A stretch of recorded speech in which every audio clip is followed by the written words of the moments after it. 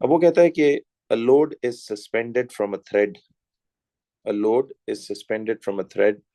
The vertical force on the thread due to the load is 0.75 Newton's. अब देखिए picture से अगर इसको आप मैच करें तो इस तरह उसने कहता है एक लोड यहां से सस्पेंड किया है और vertical force on the thread due to the load is 0.75 newtons. तो वो कह रहा है कि इस थ्रेड के अंदर जो यानी सी द क्वेश्चन सेज कि इस थ्रेड पर जो एक टेंशन इसमें फील हो रही है या जो इस थ्रेड के ऊपर जो स्ट्रेस या टेंशन फील हो रही है that is 0.575 newtons and it is due to this load जो इसको नीचे खींच रहा है। तो देखो अगर ये पूरा सिस्टम सस्पेंडेड है, सस्पेंडेड का मतलब है कि it is hanging at rest.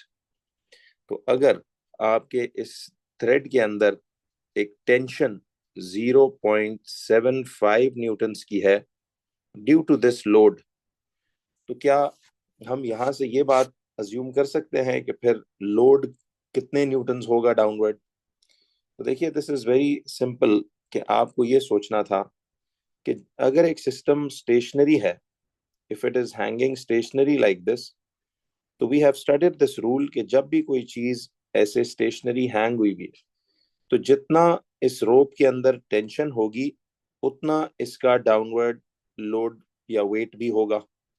तो तभी तो the forces are being balanced with each other and system rest पे पड़ा हुआ।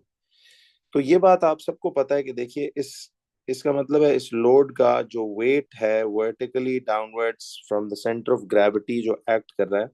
तो वेट आपको पता है हमेशा ऑब्जेक्ट के सेंटर ऑफ ग्रेविटी से वर्टिकली डाउनवर्ड एक्ट करता है। तो ये हमें यहां से बात पता चली जब वो कहता है कि लोड इज सस्पेंडेड।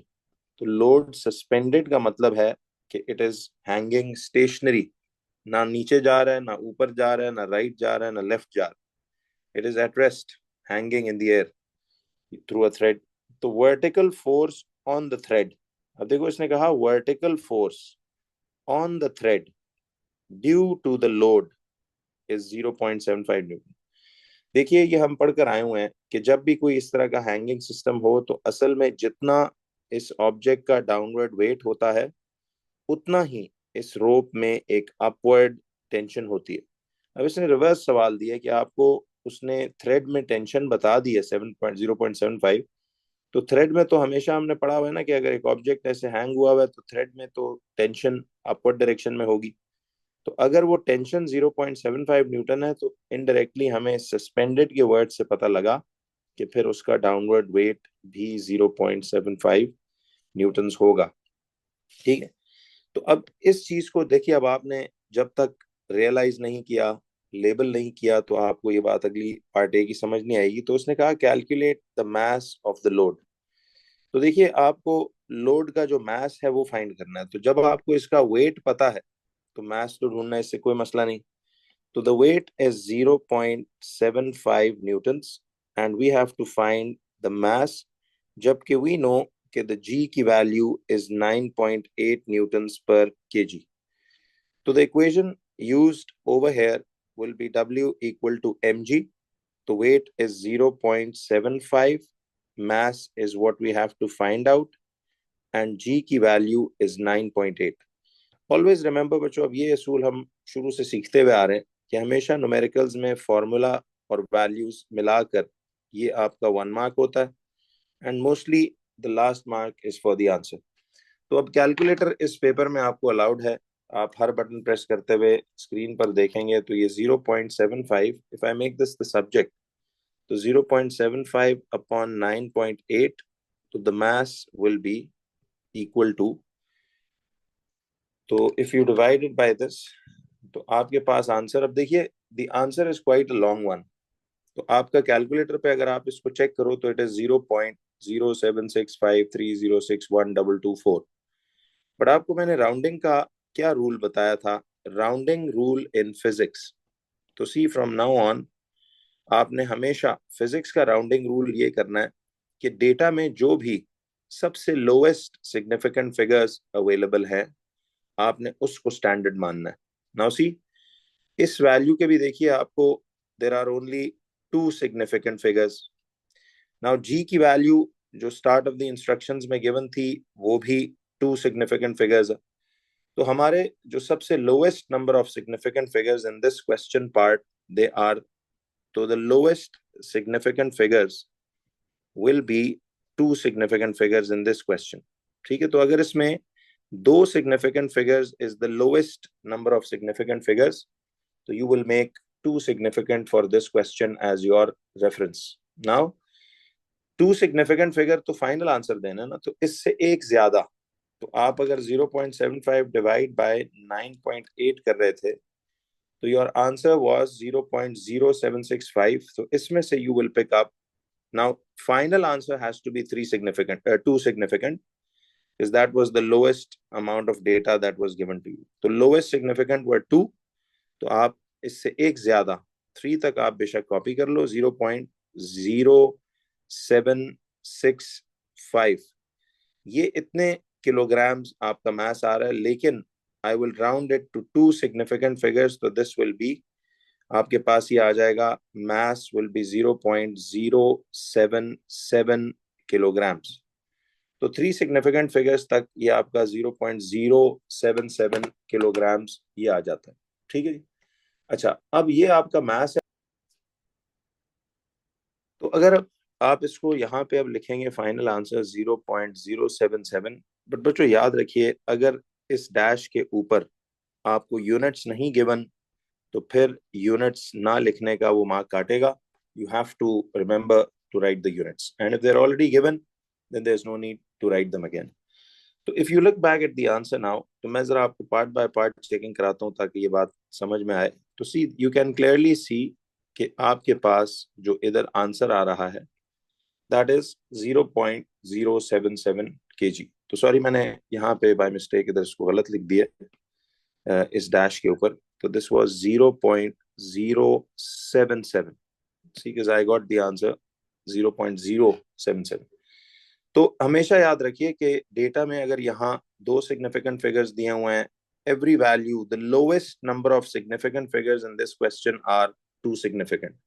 तो जो भी सबसे लोएस्ट सिग्निफिकेंट फिगर होगा सवाल में, उस पार्ट क्वेश्चन में आप उसको एज अ रेफरेंस लेकर उससे एक ज्यादा आपने कॉपी करना है और उतना हद तक आपने इसको राउंड करना है। ठीक। In this first question, it says forces may produce changes in the size and the shape of the object. कहता है जो forces हैं, they may produce changes in the size and shape of the object. State 2 other changes that forces may produce. अब वो एक तो बता दिया उसने, कहता है forces may produce changes in the size and shape।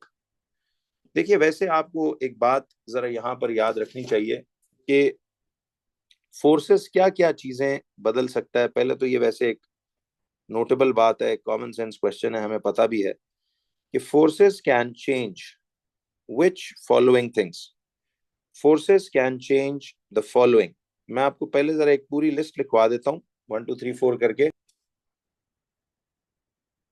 तो फर्स्ट थिंग जो वो चेंज कर सकती है force, that is the velocity. अब देखिए ये आपको वैसे ना चीजें जरा जहन में होनी चाहिए। आप सबको पता है कि देखो अगर एक ऑब्जेक्ट पे आप फोर्स बढ़ाते जाओगे तो उसकी वेलोसिटी या स्पीड जो है वो बढ़ती जाएगी। ठीक है, तो वेलोसिटी या स्पीड उसकी आप चेंज कर सकते हो। नंबर 2, आप उसकी जो डायरेक्शन ऑफ मोशन है उसको भी बदल सकते हो। कि देखिए अगर आप मिसाल एक ऑब्जेक्ट किसी डायरेक्शन में जा रहा है और आप उसको फोर्स दो तो पहले वो उसी डायरेक्शन में जाते हुए, फोर्स बढ़ाओगे तो आप उसकी डायरेक्शन को मोड़ के किसी और तरफ ले जा सकते हो, तो डायरेक्शन को भी चेंज किया जा सकता है। तो ये तो एक कॉमन सेंस बात है। इसी तरह आप उस चीज की एक्सेलरेशन को भी चेंज कर सकते हो। ठीक है, यू कैन एक्सेलरेट और डिसेलरेट द ऑब्जेक्ट। ठीक है, तो उसकी एक्सेलरेशन या डिसेलरेशन भी चेंज की जा सकती है। एंड फोर्थ पॉइंट, आप इसका मोमेंट यानी टर्निंग इफेक्ट, याद है मोमेंट का फॉर्मूला था ना कि फोर्स इनटू डी परपेंडिकुलर, तो आप वो भी उसका बदल सकते हो। उसके अलावा आप याद रखिए कि ऑब्जेक्ट पे फोर्स लगा के उसका साइज देखें, स्ट्रेच करके अगर आप एक ऑब्जेक्ट पे फोर्स लगाओ तो स्ट्रेच करके आप उसका साइज भी बदल सकते हो, और आप फोर्स लगाएं तो उसकी शेप को भी चेंज किया जा सकता है। तो ये बात जहन में रखें कि force can change the following, it's a common sense question. तो वेलोसिटी या speed, direction, acceleration, deceleration, moment produced in a body, size and shape. तो मोर और लेस ये 5-6 चीजें आप फोर्स लगाकर चेंज कर सकते हो। लेकिन वो कह रहा है कि आपने एक तो इसने बता दी ना, फोर्सेस में produce changes in size and the shape. तो हमने तो साइज एंड शेप का उसने बता दिया। अब वो कह रहा है two other changes that forces में प्रोड्यूस। तो two other changes that forces में produce, they can produce change in velocity, ठीक है, they can produce change in velocity, and दूसरा they can produce a change in direction और acceleration. कोई भी आप इन 6 बातों में से कोई सी 2 आप लिख सकते हो, ठीक है। तो लेट्स सी कि इसने बैक पे इस तरह के केसेस में काफी ऑप्शंस उसने दिए होंगे। तो जैसे इधर वो कह रहा है किसी, हाँ इधर ये आंसर है सी पार्ट। तो सी इट सेज के any two from the velocity, the speed, the direction, the acceleration, deceleration और द मोमेंट। तो ये बात आप इस तरह याद रख के चल सकते हो। तो समथिंग लाइक इस तरह forces can produce these type two changes. Question number 2 पे अब आइए जरा, कि क्वेश्चन नंबर 2 में इट सेज, कहता है कि डिफाइन एक्सेलरेशन। तो देखो बच्चों, ये एक्सेलरेशन की डेफिनेशन में तो आपने पढ़ा था कि it is the rate of change of velocity. देखिए व्हेन यू से कि it is the rate of change of velocity, तो फिर मैंने याद है एक अपडेट बताई थी कि उसमें साथ पर यूनिट टाइम लिखने की जरूरत नहीं होती, क्योंकि रेट का मतलब इटसेल्फ पर यूनिट टाइम होता है।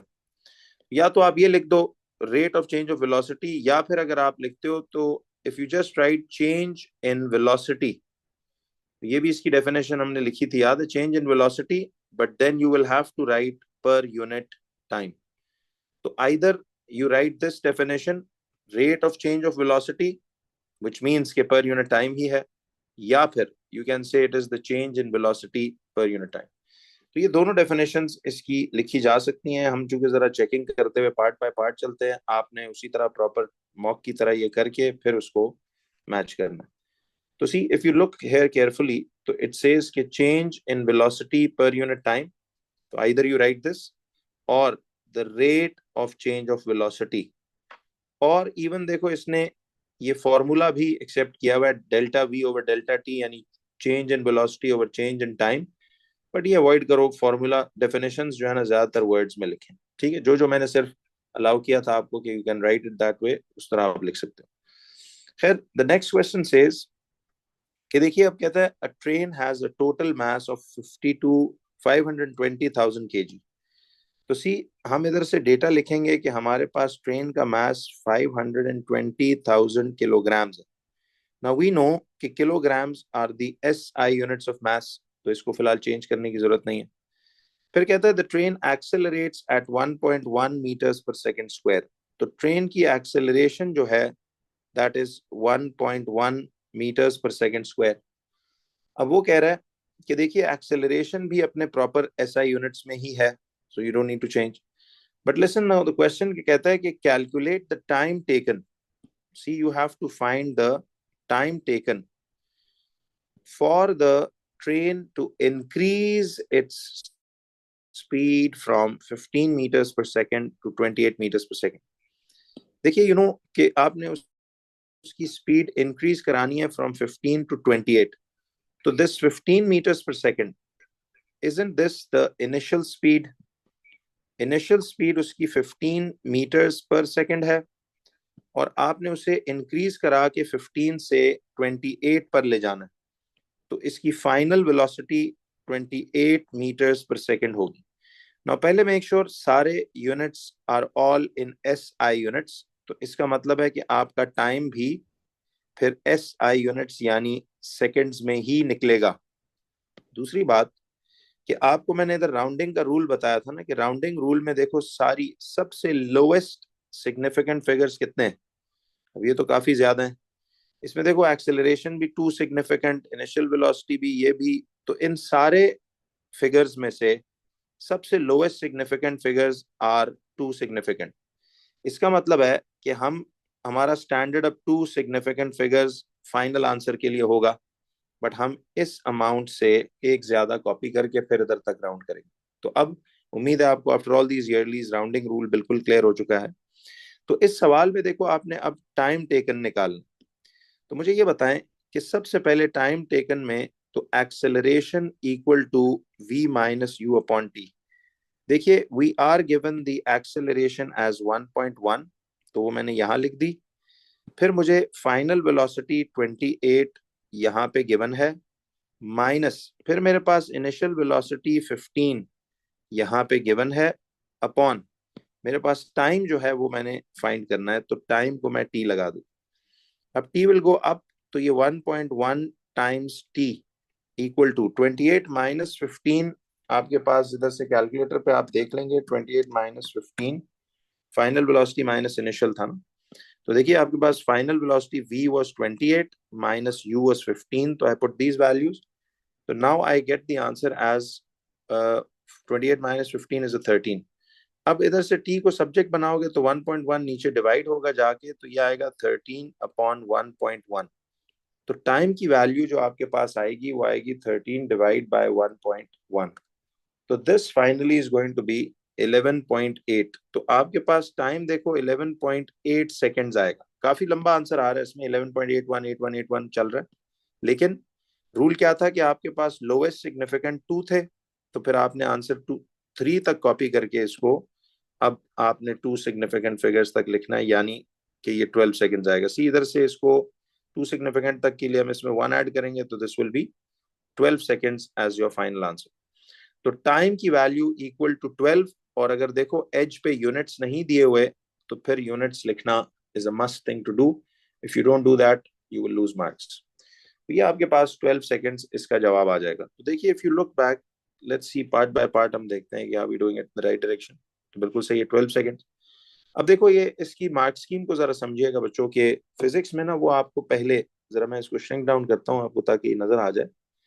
तो अब ये जो 12 सेकेंड्स उसने दिया हुआ है ना, वो कह रहा है कि ये 2 मार्क्स हैं तब जब पहले फॉर्मूला वैल्यूज पुट करके, देखिए फॉर्मूला वैल्यूज का पहला C1 होता है पहली कैटेगरी ऑफ मार्क, तो ये फॉर्मूला वैल्यू का 1 मार्क दे के फिर आंसर 12 आएगा, तो वो इस तरह दे रहा है। तो फिजिक्स की मार्क स्कीम ना थोड़ी सी जरा ऐसे आपने समझनी है कि इसमें बार आपको जनरल रूल इसमें सब बताया हुआ है कि पहले फॉर्मूला फिर वैल्यूज फिर आंसर। तो बस अगर आपका आंसर बैक से मैच करे तो जरा स्ट्रिक्ट मार्किंग करो, ठीक मार्क्स दो, वरना अदरवाइज कट योर मार्क्स।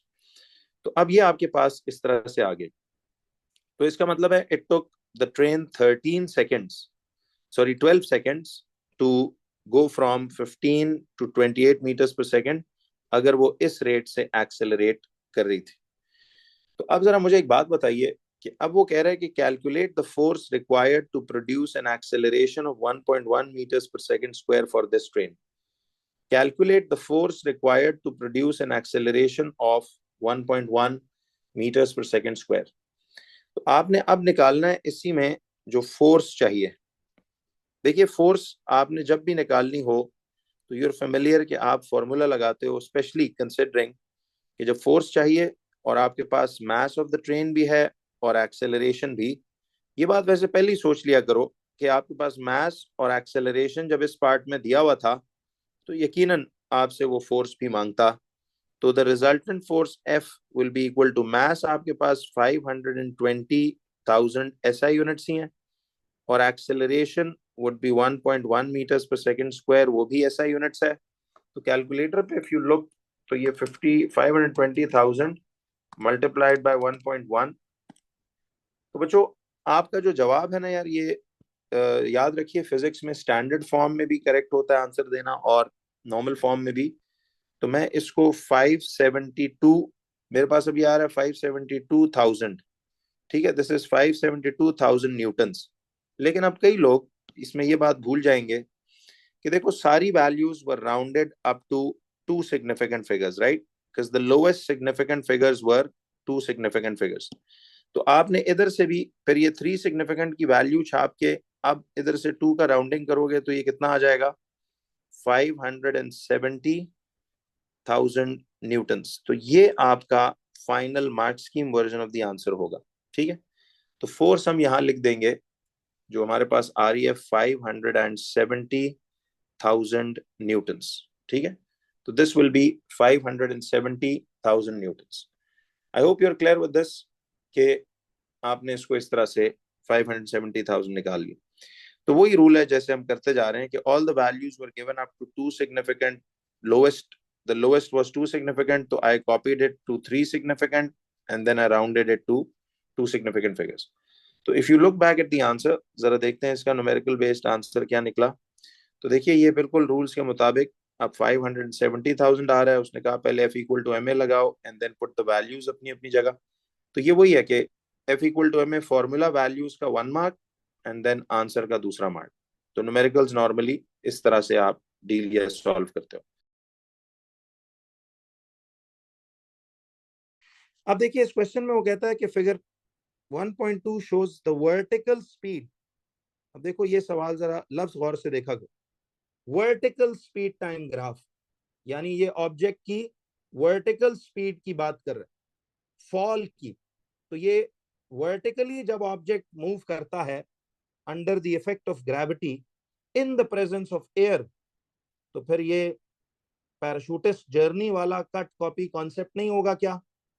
सीखा था ये भी, याद है? इसमें मैंने पूरा एक वीकेंड की लंबी क्लास लगाई बिकॉज इसमें पिक्चर्स बहुत बननी थी, जरा बार बार वो रिजल्टेंट और वो पॉइंट्स का सीक्वेंस इसमें आपने जरा याद रखना है। इनको भी वो रिवीजन शीटों में पैराशूटिस्ट का जो है ना वो लिखना है। जी बिल्कुल, करेक्शंस में भी ये बार बार होता रहा।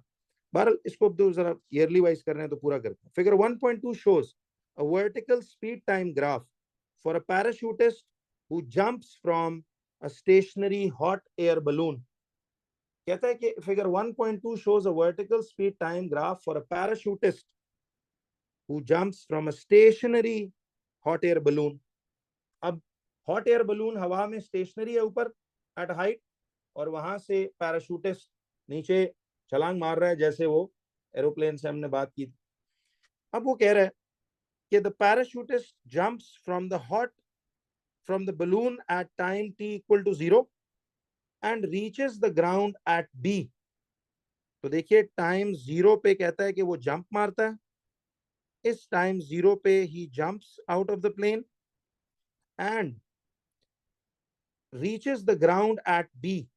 ये जो बात इसने की, कि याद है, डू यू पीपल रिमेंबर कि ये जो टाइम होता था, this was the time of touch down. इसको याद है, हम टच डाउन का टाइम कहते थे कि ही यूज्ड टू लैंड और टच द ग्राउंड।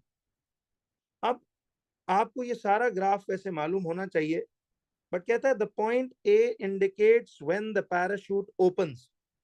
तो थैंक्स टू हिम, उसने सारा खुद ही बता दिया कि जी कहाँ पे क्या हो रहा है, हालांकि ये सब आपको याद रखना चाहिए। तो देखिए यू बीन टोल्ड कि यहाँ पे क्या हो रहा है कि ए इज द पॉइंट जब उसने क्या किया, ही ओपनड अप हिज पैराशूट। तो at the point A this is the time for opening the parachute. ठीक है जी। तो देखो यार, यहां से बच्चों गौर करो, इसने टाइम 0 पे जंप किया, ए पॉइंट पे उसने पैराशूट खोला, और बी पॉइंट पे याद है वो इधर टच डाउन यानी ग्राउंड को टच करके रुक जाता। जरा एक क्विक सा रिकॉल टू पैराशूटिस्ट जर्नी मैं आपको ये दे देता हूं कि पैराशूटिस्ट जर्नी अब ये क्या होती है। देखिए पैराशूटिस्ट जर्नी को आप कैसे डिस्क्राइब करते हो, जरा ये सुनने वाली बात।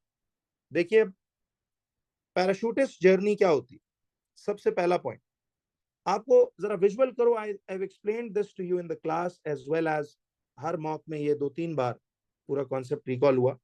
आपको याद है कि जब पैराशूटिस्ट ऐसे नीचे फॉल करेगा तो इनिशियली उसका डाउनवर्ड वेट तो कुछ ना कुछ ऑब्वियसली है, बट उसकी जो इनिशियल डाउनवर्ड वेलोसिटी होती है, क्योंकि अब देखिए ये वेक्टर क्वांटिटीज हैं तो इनके साथ वर्ड लिखना जरूरी है। जरा मुझे अब आप जवाब देते जाइए कि नीचे गिरते वक्त याद है इनिशियल डाउनवर्ड वेलोसिटी, यस, वो 0 मीटर्स पर सेकंड होगी। तो पैराशूटिस्ट जर्नी में नीचे आते हुए initial downward velocity used to be 0 meters per second। ये क्लियर है? लेकिन अब मुझे ये बताओ कि इनिशियल डाउनवर्ड एक्सेलरेशन वो कितनी थी? Initial downward acceleration was, yes, it was 10 meters per second square, but now अब हम उसे 2023 onwards 10 नहीं बोलेंगे बल्कि 9.8 meters per second बोलेंगे। आप सही कह रहे हो, लेकिन अब मैं कंफ्यूज नहीं करता आपको, चलो उसको हम 9.8, लेकिन देखो बात सुनो, आप इसको फिलहाल 10 ही समझ के भी कर लो या 9.8 भी, बट न्यूमेरिकल्स में जब भी जी की वैल्यू होगी तो उसको आप 10 मीटर्स, सॉरी 9.8 मीटर पर सेकंड स्क्वायर ही यूज करो।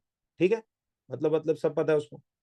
तो initial downward acceleration suppose maximum है, यानी 9.8 metres per second square, but old years में वो इसे 10 ही कहता है।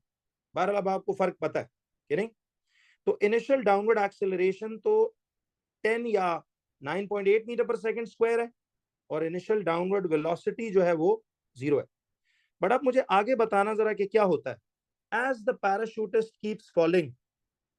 आपको पता है ना कि as the parachutist keeps falling उसका वेट तो फिक्स्ड है, लेकिन उसकी स्पीड, सी उसकी वर्टिकल डाउनवर्ड वेलोसिटी, उसकी वर्टिकल डाउनवर्ड वेलोसिटी बढ़ती जा रही है या कम होती जाती है? बताइए। Yes, the downward velocity keeps increasing. अच्छा, उसके वेलोसिटी बढ़ने से याद है उस पे लगने वाला अपवर्ड एयर रेजिस्टेंस क्या करता है? Upward air resistance starts increasing also. क्या ख्याल? Upward air resistance starts increasing, और जब अपवर्ड एयर रेजिस्टेंस, देखो वेट तो फिक्स्ड है बट स्पीड बढ़ने से अपवर्ड एयर रेजिस्टेंस बढ़ती जा रही। याद है वो एग्जांपल के, स्पीड बढ़ने से पैराशूटिस्ट का बॉडी हवा को जोरदार से जोरदार थप्पड़ मारता जा रहा है, तो एज अ रिएक्शन हवा भी जोरदार से जोरदार अपवर्ड थप्पड़ हवा वो बॉडी ऑफ द पैराशूटिस्ट को वापस मार रही है। तो इसलिए जब डाउनवर्ड वेलोसिटी बढ़ती है पैराशूटिस्ट की, तो अपवर्ड एयर रेजिस्टेंस भी उस पर बढ़ता है। ठीक है जी, तो अपवर्ड एयर रेजिस्टेंस बढ़ता है, जिसकी वजह से क्या होता है, अब वेट तो फिक्स्ड है, बट एक फिक्स्ड वेट डाउनवर्ड वेट में से जब अपवर्ड एयर रेजिस्टेंस ज्यादा से ज्यादा माइनस होता जाएगा, तो रिजल्टेंट फोर्स की वैल्यू, डाउनवर्ड रिजल्टेंट फोर्स की वैल्यू क्या होती जाएगी? तो हमने देखो इनके साथ डायरेक्शन का लफ्ज लगाना जरूरी है कि resultant force downward resultant force keeps decreasing, downward resultant force keeps decreasing, shrinking होती है ना उसमें। और जब रिजल्टेंट फोर्स डिक्रीज कर रहा है तो उसकी एक्सेलरेशन भी F is equal to M A है ना। तो देखो F equal to M A के अंदर मास तो उसका कांस्टेंट है, तो रिजल्टेंट फोर्स और एक्सेलरेशन डायरेक्टली प्रोपोर्शनल नहीं है। तो जब रिजल्टेंट फोर्स उसका कम होता जाएगा तो डाउनवर्ड एक्सेलरेशन भी पैराशूटिस्ट की कम होती जाएगी। ये विजुअल्स दिमाग में बन रहे हैं, कम होती जाएगी। अच्छा, जब एक्सेलरेशन कम होती जाएगी तो मुझे एक बात बताओ, एक्सेलरेशन कम होती जा रही है तो फिर एक टाइम आता है कि अपवर्ड एयर रेजिस्टेंस, याद है, व्हेन अपवर्ड एयर रेजिस्टेंस बढ़ते बढ़ते becomes equal to the what? Becomes equal to the downward weight। जब अपवर्ड एयर रेजिस्टेंस बढ़ते बढ़ते डाउनवर्ड वेट को बराबर कर देती है, इक्वेट कर देती है, बैलेंस कर देती है, इक्वल कर देती है, तो वहां पे क्या होता है फिर? याद है कि फिर पैराशूटिस्ट ऊपर ही स्टक नहीं रहता, फिर resultant force becomes what? When the forces becomes equal, तो resultant force becomes 0 न्यूटन्स, और resultant force 0 हो जाए तो F is equal to ma के मुताबिक रिजल्टेंट फोर्स 0 हो जाए तो फिर एक्सेलरेशन भी, बताइए जरा, डाउनवर्ड एक्सेलरेशन भी, मुझे एक बात बताओ, डाउनवर्ड एक्सेलरेशन भी क्या हो जाती है? 0 मीटर्स पर सेकंड स्क्वायर नहीं हो जाती। और एक्सेलरेशन 0 होने का मतलब क्या बॉडी रुक गई है, या will the parachutist keep falling with constant speed? Yes. तो एक्सेलरेशन उसकी 0 होने का मतलब कि the parachutist will keep falling, the parachutist will keep falling with what? Will keep falling with constant speed. ठीक है, will keep falling with constant speed. तो इस constant speed with which the parachutist will keep falling, this constant speed is called, what is it called? Yes, this constant speed is called the VT, yani terminal velocity. It is called terminal velocity. याद है? तो अब आप कह रहे थे एक recall, तो चलो इसी में ये रिकॉल रिकॉर्ड भी हो जाएगा ताकि फिर आपको ये बातें सारी पता हो। अब देखो ये नोट्स में मैंने आपको सीक्वेंस ऑफ पॉइंट्स बड़ा बेहतरीन bullet point by bullet point लिखवाया हुआ है। स्टिल इफ यू फील यार थोड़ा सा और डिटेल चाहिए तो जरा नोट्स में प्लीज देखिए जाके, अलग एक पेज रखो जरा और उस पर नोट डाउन करते जाओ यार क्या चीज अभी सर रिवाइज जो करा रहे थे उसमें जरा कच्ची पक्की है तो उसको एक दफा दोबारा नोट्स में से कंसल्ट करना चाहिए और देखना चाहिए।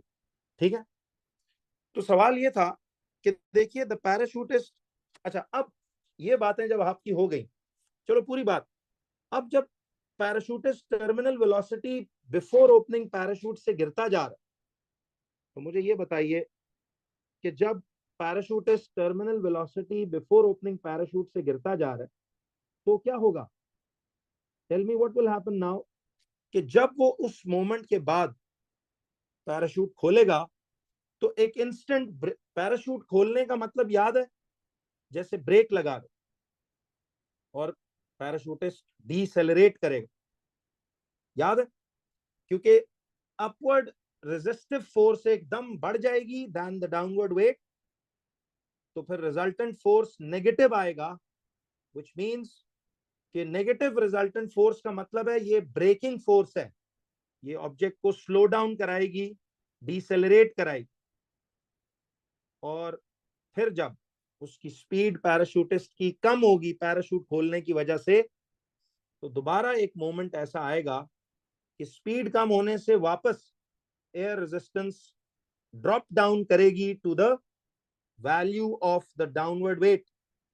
तो दोबारा जब पैराशूट खुलने के बाद डाउनवर्ड वेट और अपवर्ड एयर रेजिस्टेंस इक्वेट कर जाएंगे, बैलेंस कर जाएंगे, तो फिर दोबारा टर्मिनल वेलोसिटी अचीव होगी और इसे कहेंगे terminal velocity achieved after opening the parachute. जरा यस करो, तो फायदा हो रहा है इन रिकॉल से यार। जिन्हें रिवाइज दे चले वो तो बहुत अच्छा है, उनको हो जाएगा रिवाइज, बट जिनको नहीं था जरा वो बताइए कि क्या बातें दिमाग में, यार देखो वो लेक्चर वाला दिन इवन बंदे के ना दिमाग में चल रहा होता है, यार इस दिन सर ने ये चीज कराई थी, हाँ इस तरह हमने बात पढ़ी थी, तो चलिए इस तरह से ये रिवाइज हो जाएगा। अच्छा, अब ये सारी स्टोरी तो रिटन स्टोरी बुलेट पॉइंट्स वाली थी, और देखो ये बुलेट पॉइंट्स वाली स्टोरी मैंने आपको याद है बताया था, ये कॉम्प्रिहेंशन पैराग्राफ है पूरा, इसी से एमसीक्यू थ्योरी के सवाल जवाब देखना अब एक एक करके इसमें से बने। अच्छा, अब जब इसी बात की ग्राफ की बात आपने की थी तो टाइम 0 पे तो याद है that parachutist is going to jump.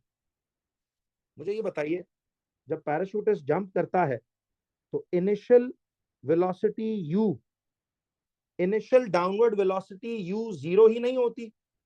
देखो ग्राफ हर हर बात आपको बताएगा कि जब पैराशूटिस्ट ने जंप किया तो टाइम 0 पे उसकी इनिशियल वेलोसिटी, देखो ग्राफ से ही हमें 0 नजर आ रही है ना, देखो ये ग्राफ का पहला नुक्ता ये वाला 0 0 है, तो टाइम 0 सेकेंड्स पर उसकी वेलोसिटी 0 मीटर्स पर सेकेंड।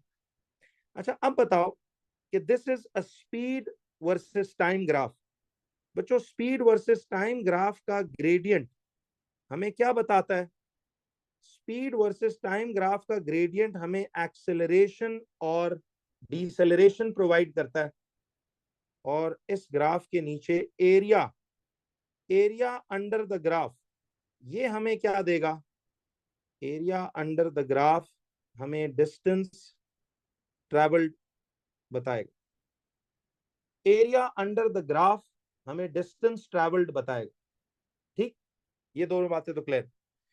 अब मुझे ये बताओ कि नीचे गिरते हुए, दोबारा लफ्जों वाला विजुअल सोचो, वो पूरा पिक्चर्स जो बनाई थी, नीचे गिरते हुए उसकी स्पीड बढ़ती है, स्पीड कम नहीं होती, याद है? लेकिन एक्सेलरेशन डिक्रीज नहीं करती नीचे आते हुए। Acceleration decreases until it becomes zero. तो एक्सेलरेशन डिक्रीज करे, तो मुझे बताओ एक्सेलरेशन अगर नीचे आते हुए उसकी डिक्रीज करती है तो फिर ग्राफ का ग्रेडियंट भी क्या करेगा बोलो? देखिए अगर एक्सेलरेशन जो है नीचे आते हुए पैराशूटिस्ट की डिक्रीज करती है तो फिर इसका मतलब है the gradient is also going to decrease. तो ग्रेडियंट डिक्रीज करने का मतलब, देखो ग्रेडियंट डिक्रीज करने का मतलब ये है कि देखो ये डाउनवर्ड कर्व ही नहीं बनेगा ऐसे, यहां तक गौर कर रहे हो, ये एक डाउनवर्ड कर्व है, तो इसका ग्रेडियंट डिक्रीज करता हुआ नजर ही नहीं आ रहा। तो वही जो अल्फाज थे वो ग्राफ उनको सपोर्ट कर रहे हैं। क्लियर? और फिर मुझे बताओ बच्चों कि जब अपवर्ड एयर रेजिस्टेंस बढ़ते बढ़ते डाउनवर्ड वेट के बराबर हो जाती है तो फिर मुझे एक बात बताएं कि उस वक्त रिजल्टेंट फोर्स जीरो होता है और एक्सेलरेशन जीरो हो जाती है। ठीक, अब मुझे बताएं एक्सेलरेशन जीरो हो जाए तो ग्राफ का ग्रेडियंट भी क्या हो जाता है? ग्राफ का ग्रेडियंट भी जीरो हो जाता है। तो फिर ये देखो यहां से लेकर इधर तक, क्या ये फ्लैट लाइन नहीं है? जीरो ग्रेडियंट नहीं है। लेकिन अब यही zero gradient, do you remember कि अब हम ये जो प्लॉटिंग करेंगे, जरा मुझे कोई बताए कि दिस इज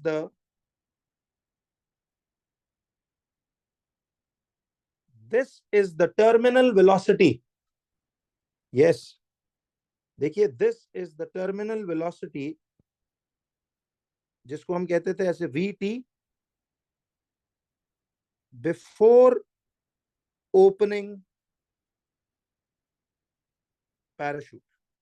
ये टर्मिनल वेलोसिटी है बिफोर ओपनिंग पैराशूट, याद है? तो अगर आपसे वो terminal velocity before opening parachute पूछे तो इस फ्लैट पोर्शन के सामने ये जो स्पीड होगी, दिस वन, ये जो वैल्यू ऑफ स्पीड होगी, इसका मतलब है पैराशूटिस्ट उस वेलोसिटी से नीचे गिरता चला जा रहा है, गिरता चला जा रहा है until he opens the parachute। तो जब पॉइंट ए पे पैराशूट खुला, देखिए this is the time when the parachute is opened. कैसे पता लगा कि ये वो टाइम है कि when the parachute is opened?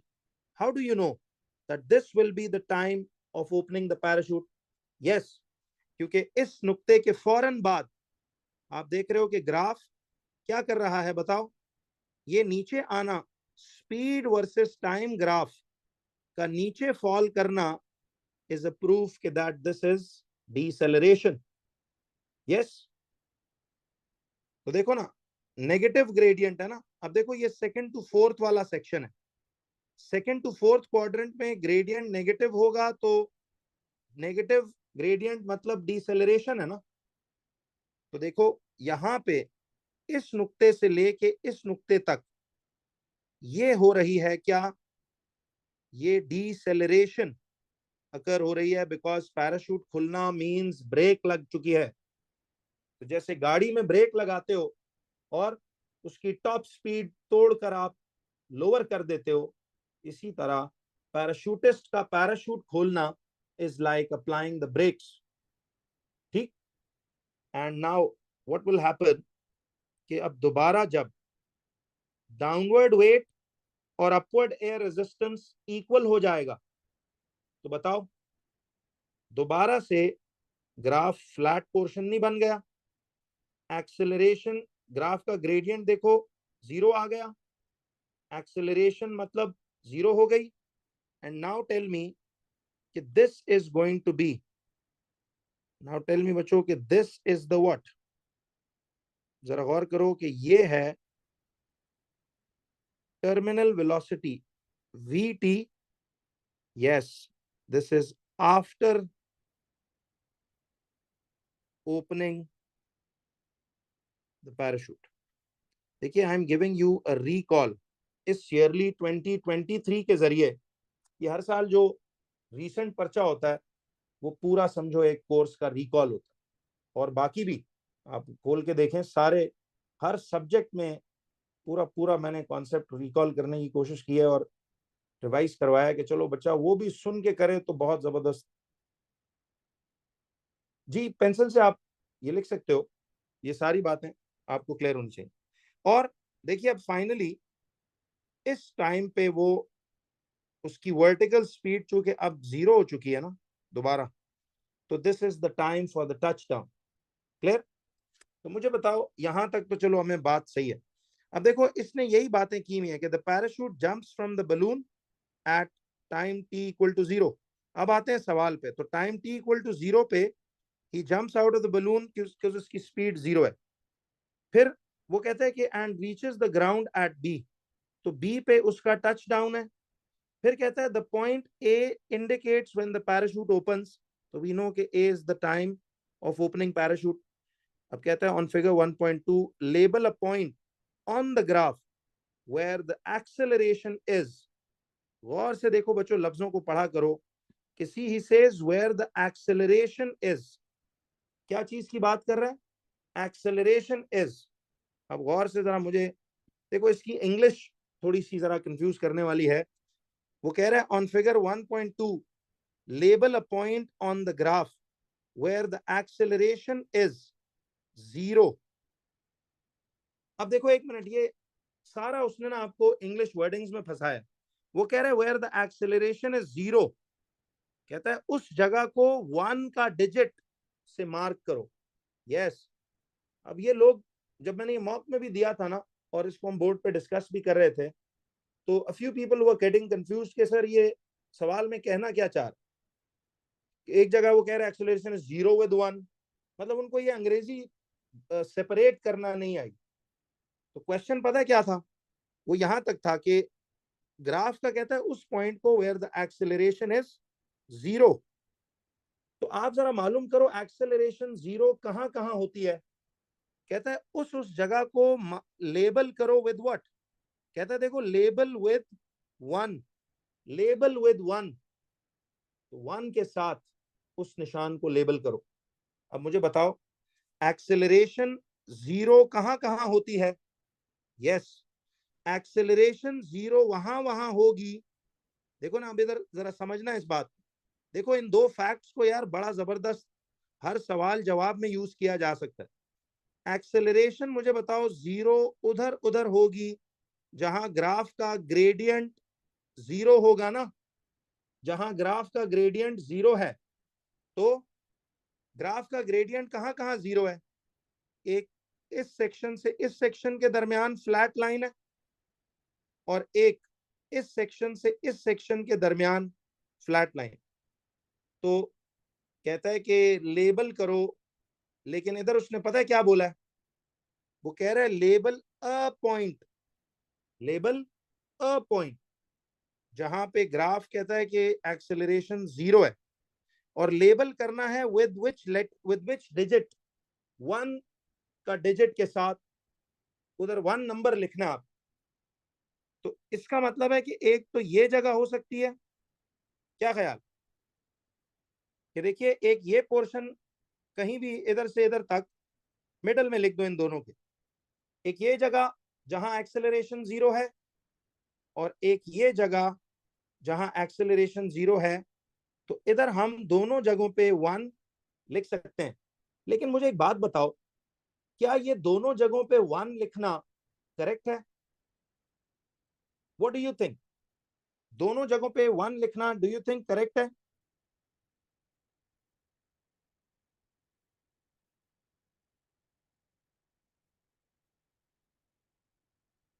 दोनों जगह करेक्ट था, बट लिखना किसी एक जगह, क्योंकि उसने कहा है कि लेबल अ पॉइंट। बट देखो, किसी का दिल माने वो इसको 1 मार्क कर दे, किसी का दिल माने वो इसको 1 मार्क कर दे, बट कोई एक करना। देखो अब ये अंग्रेजी लेबल अ पॉइंट, कितनी छोटी सी देखो टेक्निकल बात है, बट इस पे मार्क कट सकता है कि यार बच्चा सवाल गौर से नहीं पढ़ता। समझ आ रही है बात? तो ये है दोनों सही, आइदर दिस और दिस, कोई एक जगह, दोनों पे लिखने की जरूरत नहीं है। लेकिन मैं तो सिखा रहा हूं ना आपको, तो इसलिए बता रहा हूं कि यार ये भी करेक्ट है और ये भी करेक्ट है। ठीक? तो मॉक में याद आ रहा है कितनों ने ये गलती की थी कि दोनों जगह लिख दिया, हमने करेक्ट मान लिया होगा उसको, लेकिन एग्जाम में आपने लेबल अ पॉइंट कर। ठीक? आइदर इधर करो या इधर करो, लेकिन कह सही रहे हो कि दोनों जगहों पे एक्सेलरेशन नो डाउट 0 है। ठीक? अब मुझे बताइए कि किस जगह पे एक्सेलरेशन इज नेगेटिव। कहता है अब वो पॉइंट लेबल करो जहां एक्सेलरेशन इज नेगेटिव, उसको 2 के डिजिट के साथ लेबल करो। तो एक्सेलरेशन नेगेटिव कहां कहां है बच्चों, बताइए जरा।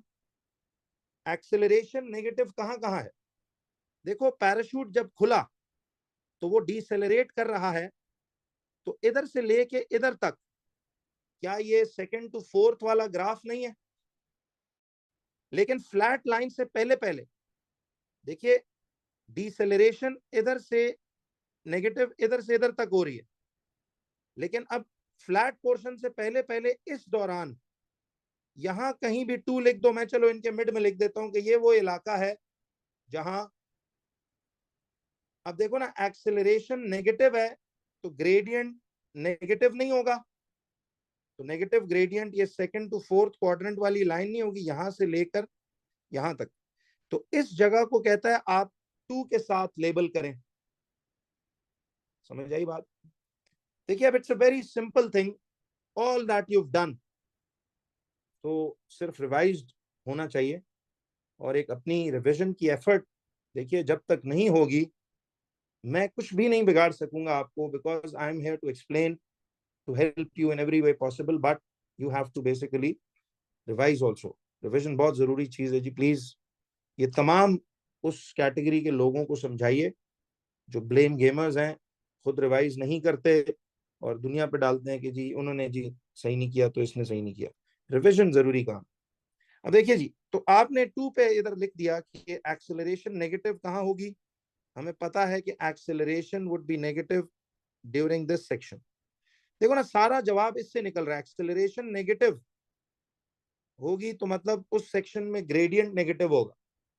अब वो कह रहा है कि label a point on the graph where the acceleration is decreasing. अब पहले तो हाईलाइट मार्क करो कि डिक्रीजिंग, एक्सेलरेशन इज डिक्रीजिंग। मुझे बताओ, एक्सेलरेशन अगर डिक्रीज करेगी, देखो वापस इस फैक्ट पे आ रहा हूं, एक्सेलरेशन अगर डिक्रीज करेगी तो ग्रेडियंट भी डिक्रीज ही नहीं करेगा। तो ग्रेडियंट डिक्रीज कहां से कहां कर रहा है?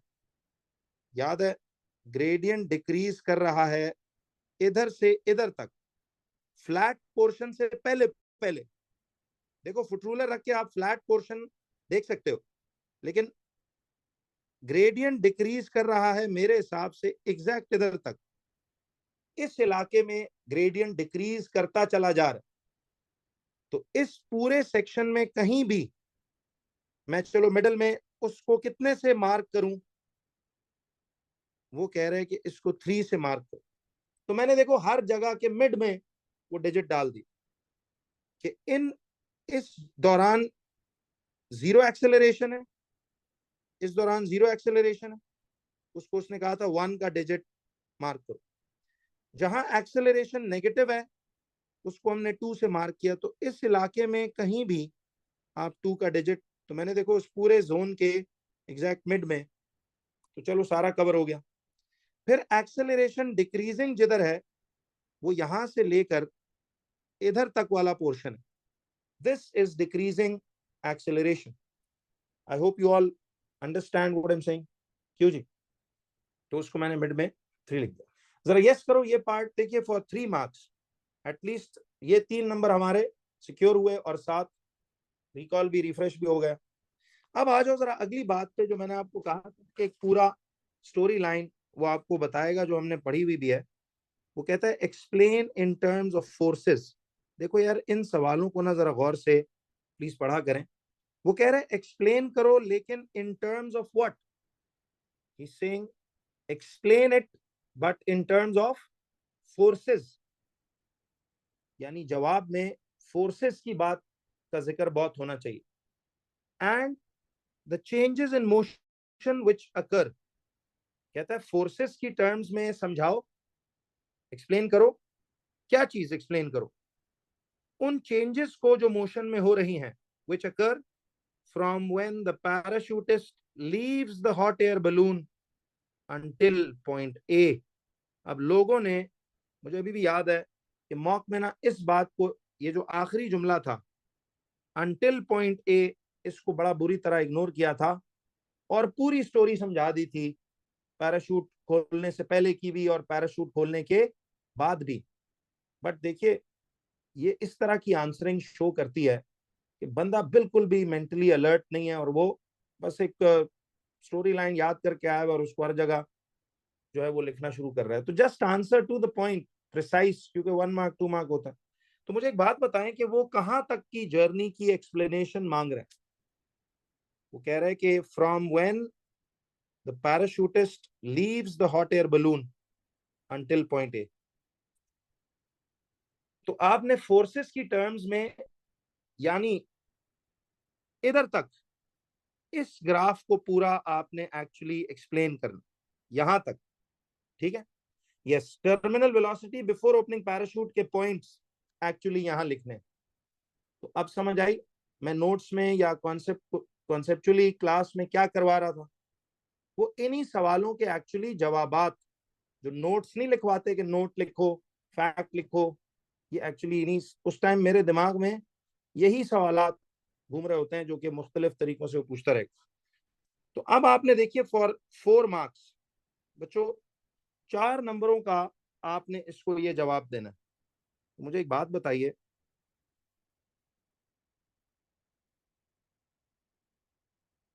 क्या लिखेंगे इसके अंदर? Do you have any idea? जरा आपने बुलेट पॉइंट्स आप तैयार रखिए। वैसे आपने ये लिखे हुए होंगे, आई एम एक्सपेक्टिंग के ये पेपर आपने किया होगा जब वो व्हाट्सएप पे स्केड्यूल भेजा गया था आपको शुरू से। तो अब जरा मुझे ये बताओ कि देखें सबसे पहला पॉइंट इसमें हमें क्या लिखना चाहिए?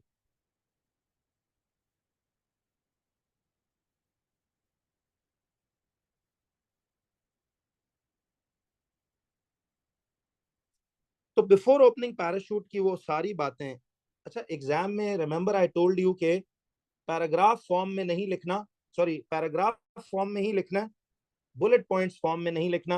वो मॉक्स में या नोट्स में बुलेट पॉइंट्स बेस्ट तरीका होता है, लेकिन अब सीआईज में ना यू हैव टू रिमेन इस पॉइंट से इस नुक्ते तक, यही अवेलेबल स्पेस है। इसके अलावा आपने कभी इस गिवन स्पेस से एक भी लाइन बाहर नहीं जाना, ठीक है?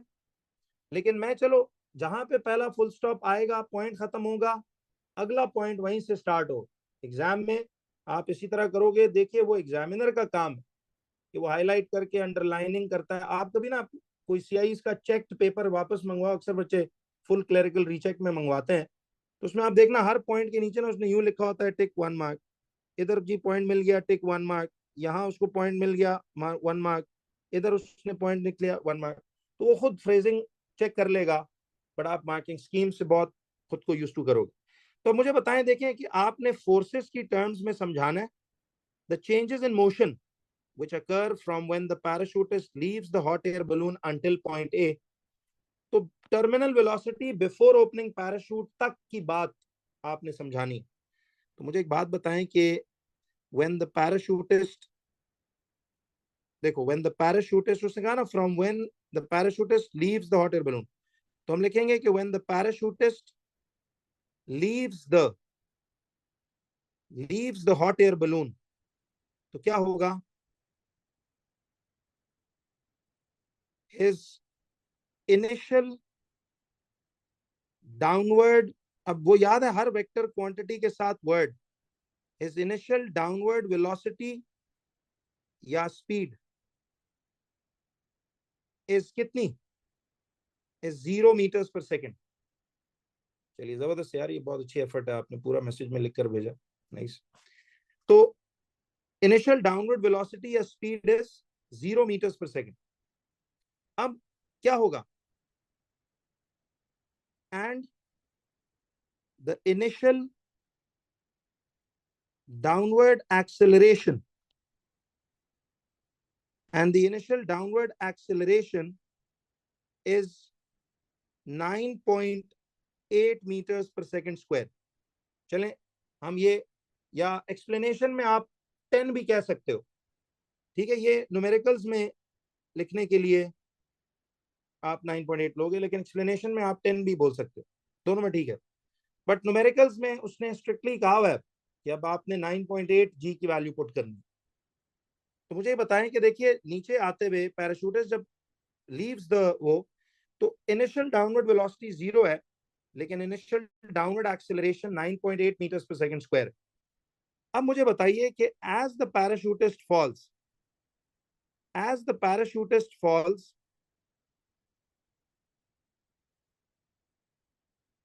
his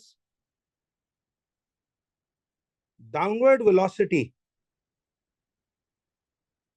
his downward velocity keeps increasing and the upward air resistance, and the upward air resistance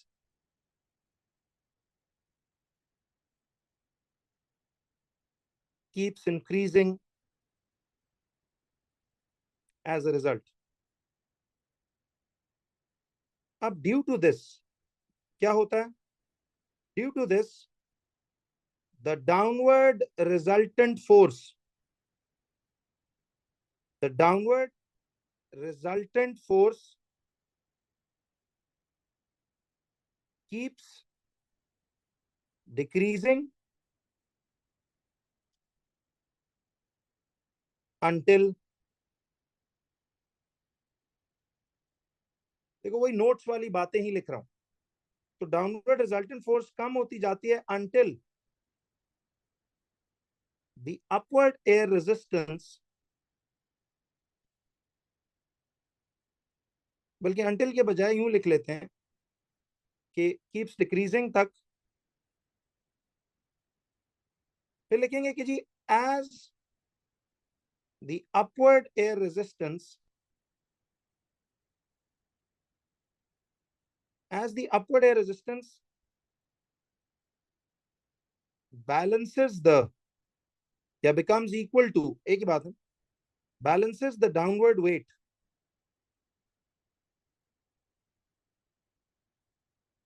अच्छा मैं ना इस वक्त जरा टैब पे काम कर रहा हूँ, तो थोड़ा ज़ाहिर है वो फॉन्ट साइज छोटा बड़ा है, पेंसिल से हाथ से लिखोगे बड़ा इजीली फिट हो जाएगा, थोड़ा राइटिंग फॉन्ट नीट और जरा वो कंसाइज रखो। तो as the upward air resistance balances the downward weight, हम क्या लिखते थे कि the resultant force becomes, the resultant force becomes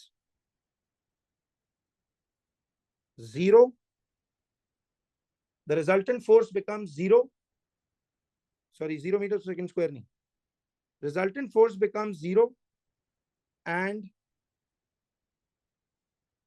acceleration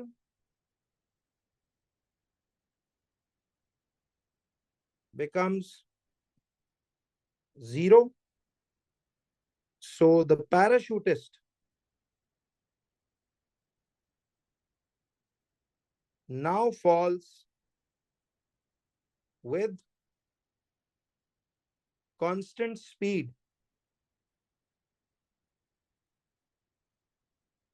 or terminal velocity। देखो बच्चों, आपने इस गिवन स्पेस से बाहर नहीं जाना। कितनों का जवाब इन तमाम पॉइंट्स के मार्क स्कीम्स के साथ इस जगह में फिलअप फिट इन हो गया था? तो बिल्कुल ठीक है, आराम से हो जाता है। मैं जरा चूंकि थोड़ा सा इस टाइप पे काम करूं तो गड़बड़ होती है, लेकिन आपको 4 मार्क्स के लिए अब इसमें क्या क्या पॉइंट्स थे तो जरा देखिए, मार्किंग स्कीम से जरा एक मिनट चेक करते हैं। देखिए, मार्क स्कीम ना आपको ऐसे सवालों के लिए एक बड़ा कंसाइज वे ऑफ आंसरिंग भी बताएगा। Now what is that? Bullet points का जरा आप वो देखते हैं। अच्छा, हमने वो जो पीछे क्वेश्चन किया था वो तो चलो सारा आपका उसमें हो गया था, ठीक है। अब जरा देखें, इसमें हम देखते हैं कि बी का पार्ट 1 वो तो चले आपने कर लिया था। मैं इसको एक मिनट वैसे चेक करवा दूं आपको। न्यूमेरिकल तो आपने देख लिया था और वो सारा।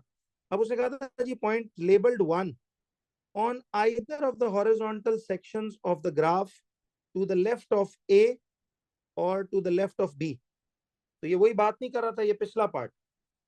कि देखो, वो कह रहा था कि जी ये to the left of A या to the left of B. B का लेफ्ट यही बनता है और ए का लेफ्ट यही बनता है, ठीक है। फिर उसने दूसरे पॉइंट में कहा था कि जी point label 2 on the graph between A and the start of the horizontal section of the graph to the left of B. यानी वो इसी इलाके की बात कर रहे हैं कि लेफ्ट ऑफ बी के हॉरिजॉन्टल सेक्शन से पहले पहले और इस आफ्टर ए ये वाला। तो ये भी हमने ठीक मार्क किया। बहरहाल ये ठीक था। आपको सिर्फ मैं पढ़ना सिखा रहा हूँ कि इसको आपको पढ़ना आता हो चेकिंग करते वक्त। कहता है लेबल्ड 3 वाला पॉइंट कहाँ होना चाहिए?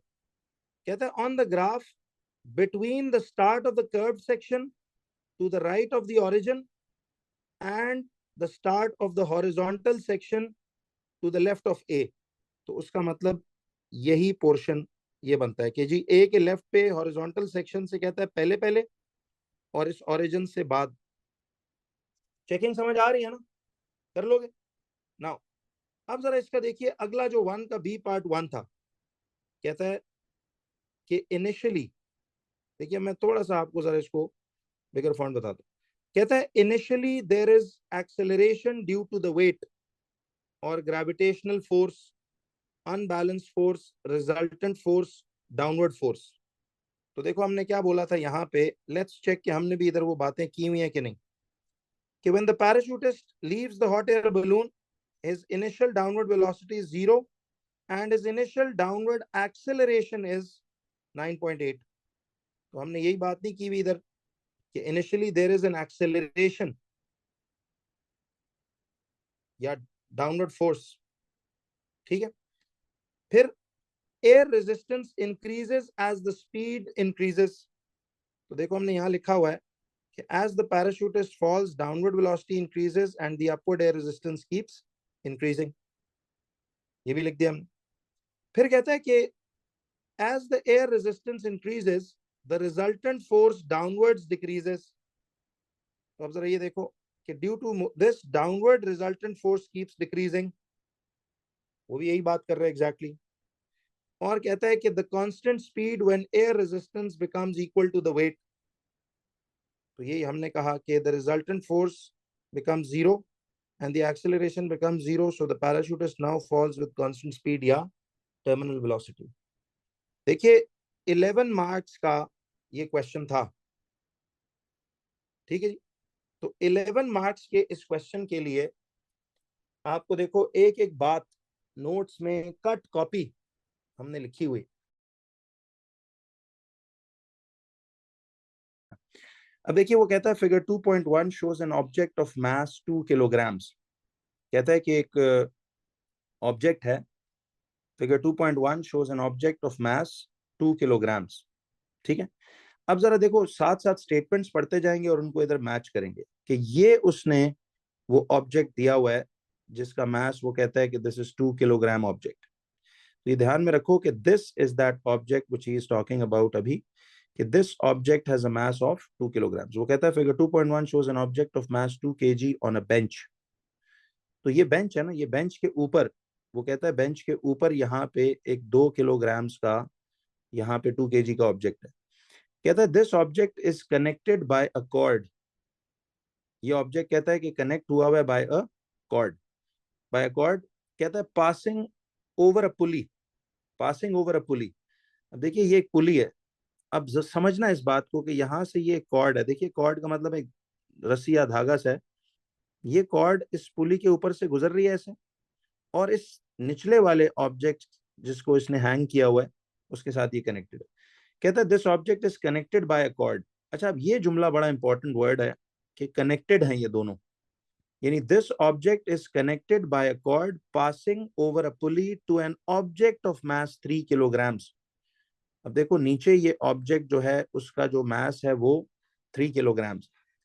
अच्छा देखिए, वैसे हमारे जहन में हमेशा एक बात आती है कि जब उसने यहाँ पे इस ऑब्जेक्ट का मास 2 kg दिया हुआ है, तो हमें पता है कि इसका सेंटर ऑफ ग्रेविटी से वेट एक्ट करेगा वर्टिकली डाउनवर्ड्स। ये मैं जरा चलें, जो जो मुझे नॉलेज है वो मैं इसका इस तरह से निकाल लेता हूँ। तो W equal to M G से मैं जरा वैसे, क्योंकि आपको रिकॉल्स दे रहा हूँ तो इस तरह कर लेते हैं कि वेट 2 kg है, ऐसा यूनिट सी है, इनटू, अच्छा अब अगेन आई टेल यू कि हम जी की वैल्यू इस पेपर में, उसने याद है हमें कहा था कि जी की वैल्यू आप 10 लो, इसलिए 10 ले रहा हूँ। I repeat, from your batch and beyond, अब जी की वैल्यू 9.8 कहेगा, तो मैं इधर वही ले लेता हूँ जो इसने कहा हुआ है, क्योंकि फिर मार्क स्कीम में इसी के मुताबिक आंसर्स लगे हुए हैं, तो फिर हम इसको यूं कर लेते हैं। तो ये 2 चलें इसको भी आदत बनाया करें, जब वो 2.0 कह रहे हैं तो आप भी इसको 2.0 लें इनटू जी की वैल्यू 10, तो ये आ जाएगा आपके पास 20 न्यूटन्स। तो देखें हमें ये पता है कि इस ऑब्जेक्ट का जो वेट होगा that is 20 Newton's in this case. अब मुझे ये बताएं, वो कहता है figure 2.1 shows an object of mass 2 kilograms on a bench। कहता है this object is connected by a cord passing over a pulley to an object of mass 3 kilograms। देखो अब ये आपके पास पुली है, ये पुली जो दी हुई है और ये ऑब्जेक्ट है, तो इसका जो मास है ये कनेक्टेड है इसके साथ, तो हमें 2 किलोग्राम्स का डाउनवर्ड वेट पता है कि सेंटर ऑफ ग्रेविटी से वर्टिकली डाउनवर्ड अर्थ इसको अपनी तरफ 20 न्यूटन से खींचेगी। अब वो कहता है कि जी it's pass over a pulley to an object of mass 3 kg।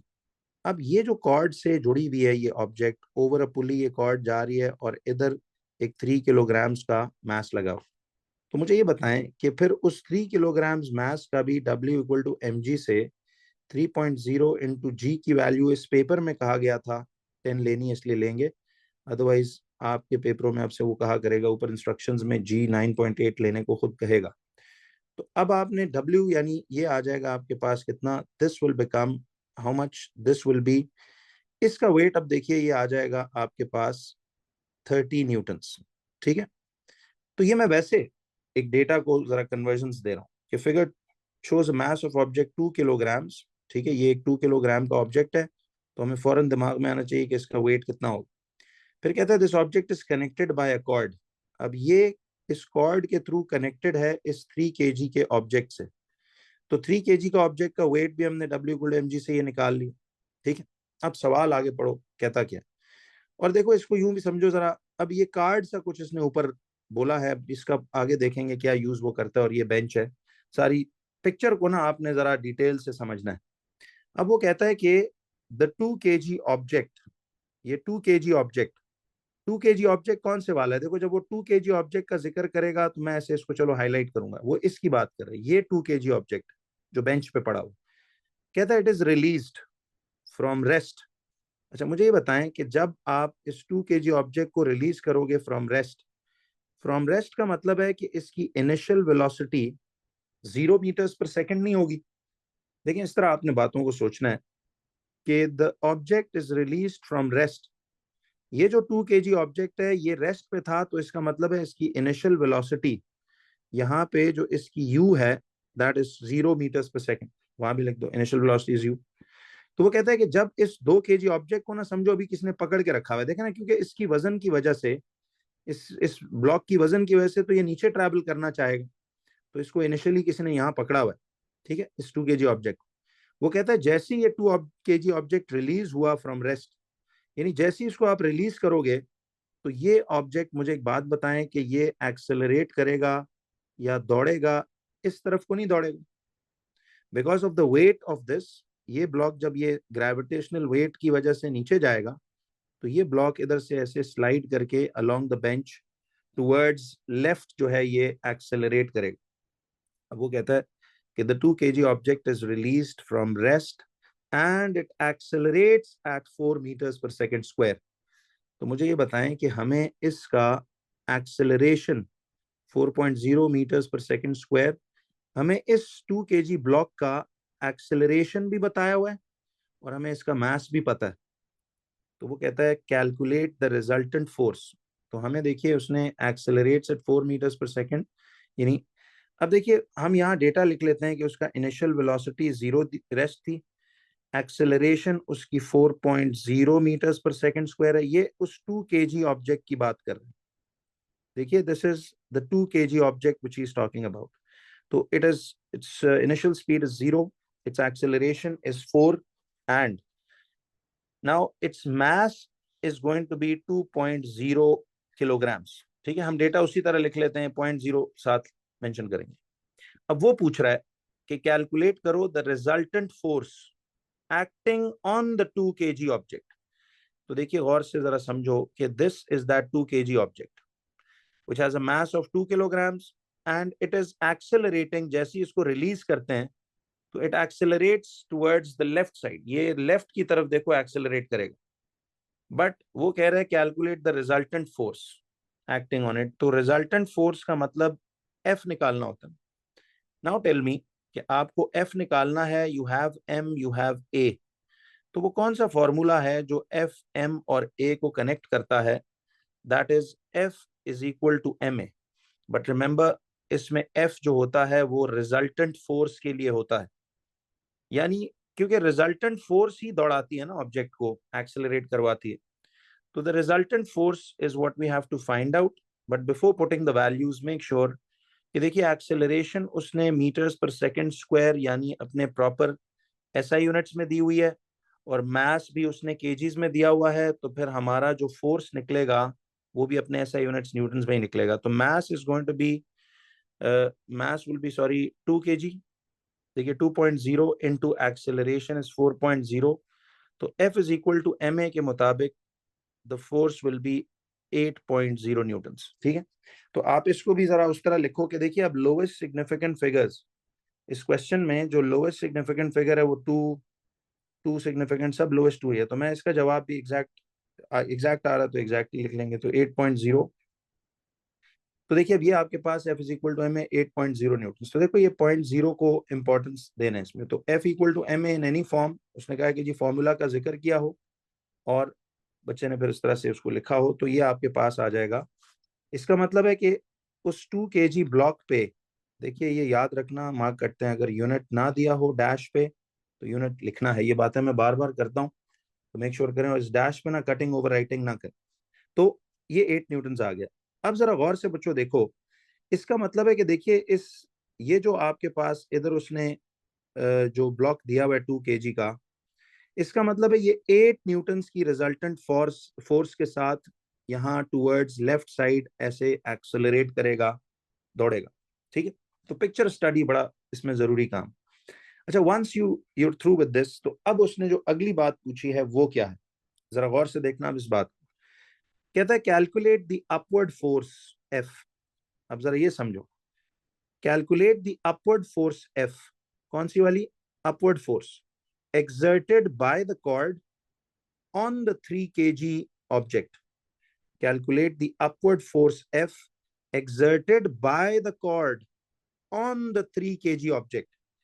तो वो फोर्स देखो जरा, 3 kg ऑब्जेक्ट तो ये वाला, this is that 3 kg object. See, अब हमें इस 3 kg ऑब्जेक्ट का वेट पता है W इक्वल टू mg से। वो कह रहा है आपने ये वाली जो अपवर्ड फोर्स है, देखिए जरा इसको जूम इन करो, तो this is the force which he is saying to find out, ये फोर्स। और जरा गौर से देखिए इस फोर्स का एरो कहाँ लगा हुआ है, इस फोर्स का एरो अपवर्ड नहीं लगा हुआ।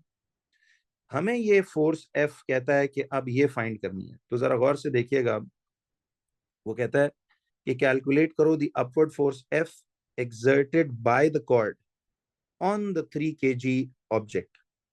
तो आपने अपवर्ड फोर्स एफ लगानी है by the cord on the 3 kg object.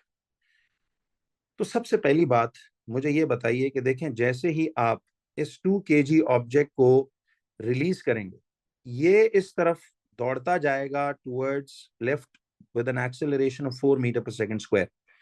Do you remember this statement? कि this object is connected by a cord passing over a pulley to an object of mass 3 kg.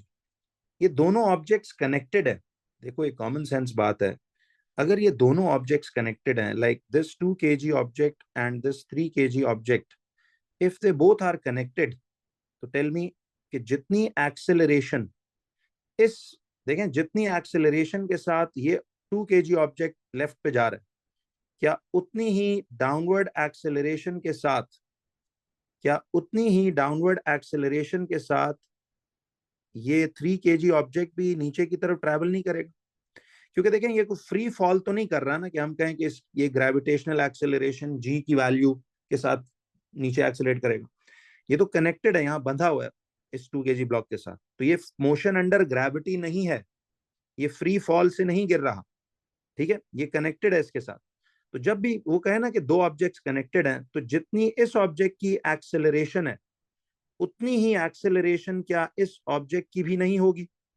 तो मैं ये कह लेता हूं कि यार, इस ऑब्जेक्ट 3 kg ऑब्जेक्ट की भी एक्सेलरेशन 4.0 मीटर पर सेकंड स्क्वायर होगी. इतना तो जानते हो ना कि जैसे ही इस ऑब्जेक्ट को रिलीज करेंगे, ये टुवर्ड्स लेफ्ट भागेगा, एंड देन इसकी वजह से ये ब्लॉक नीचे की तरफ, इसका रिजल्टेंट मूवमेंट नीचे की तरफ होगा.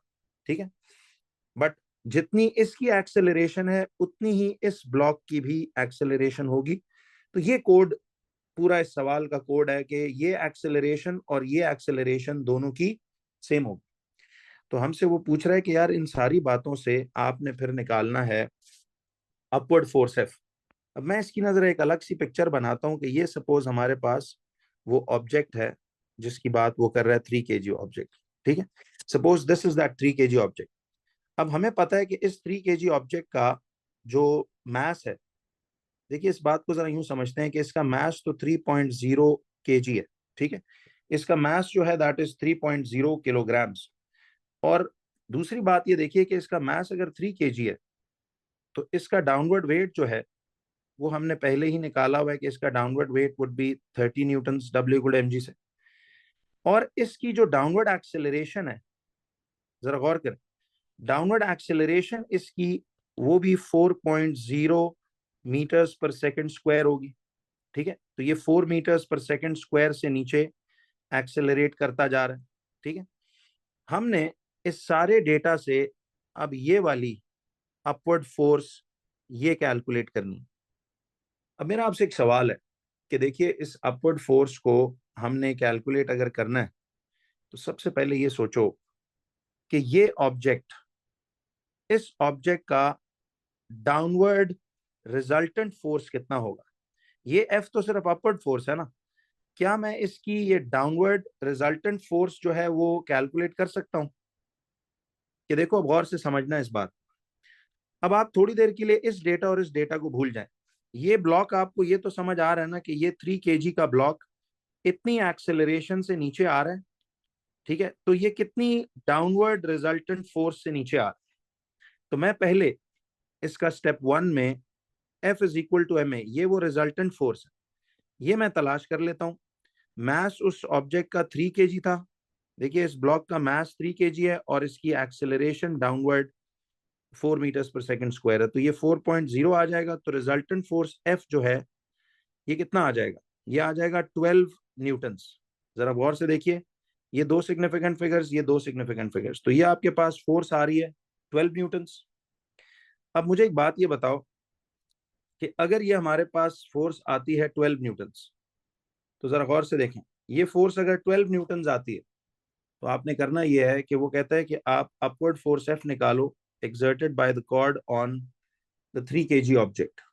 तो इसका मतलब है कि ये 12 न्यूटन्स आपके पास आ गई इस तरह से रिजल्टेंट फोर्स. देखो, ये थोड़ा सा ट्रिकी क्वेश्चन इस सेंस में है कि ये, इसका मतलब है कि ये 12 न्यूटन्स की रिजल्टेंट फोर्स 12 है, डाउनवर्ड फोर्स 12 नहीं है, ये रिजल्टेंट है. अब रिजल्टेंट अगर इस ब्लॉक पे दो फोर्सेस लग रही हों, ऊपर और नीचे, तो रिजल्टेंट कैसे निकलता है? देखिए, रिजल्टेंट निकलता है, मैं एक मिनट जरा इसको यहां लिखता हूं. कि F इज इक्वल टू ये आ गया 12 न्यूटन।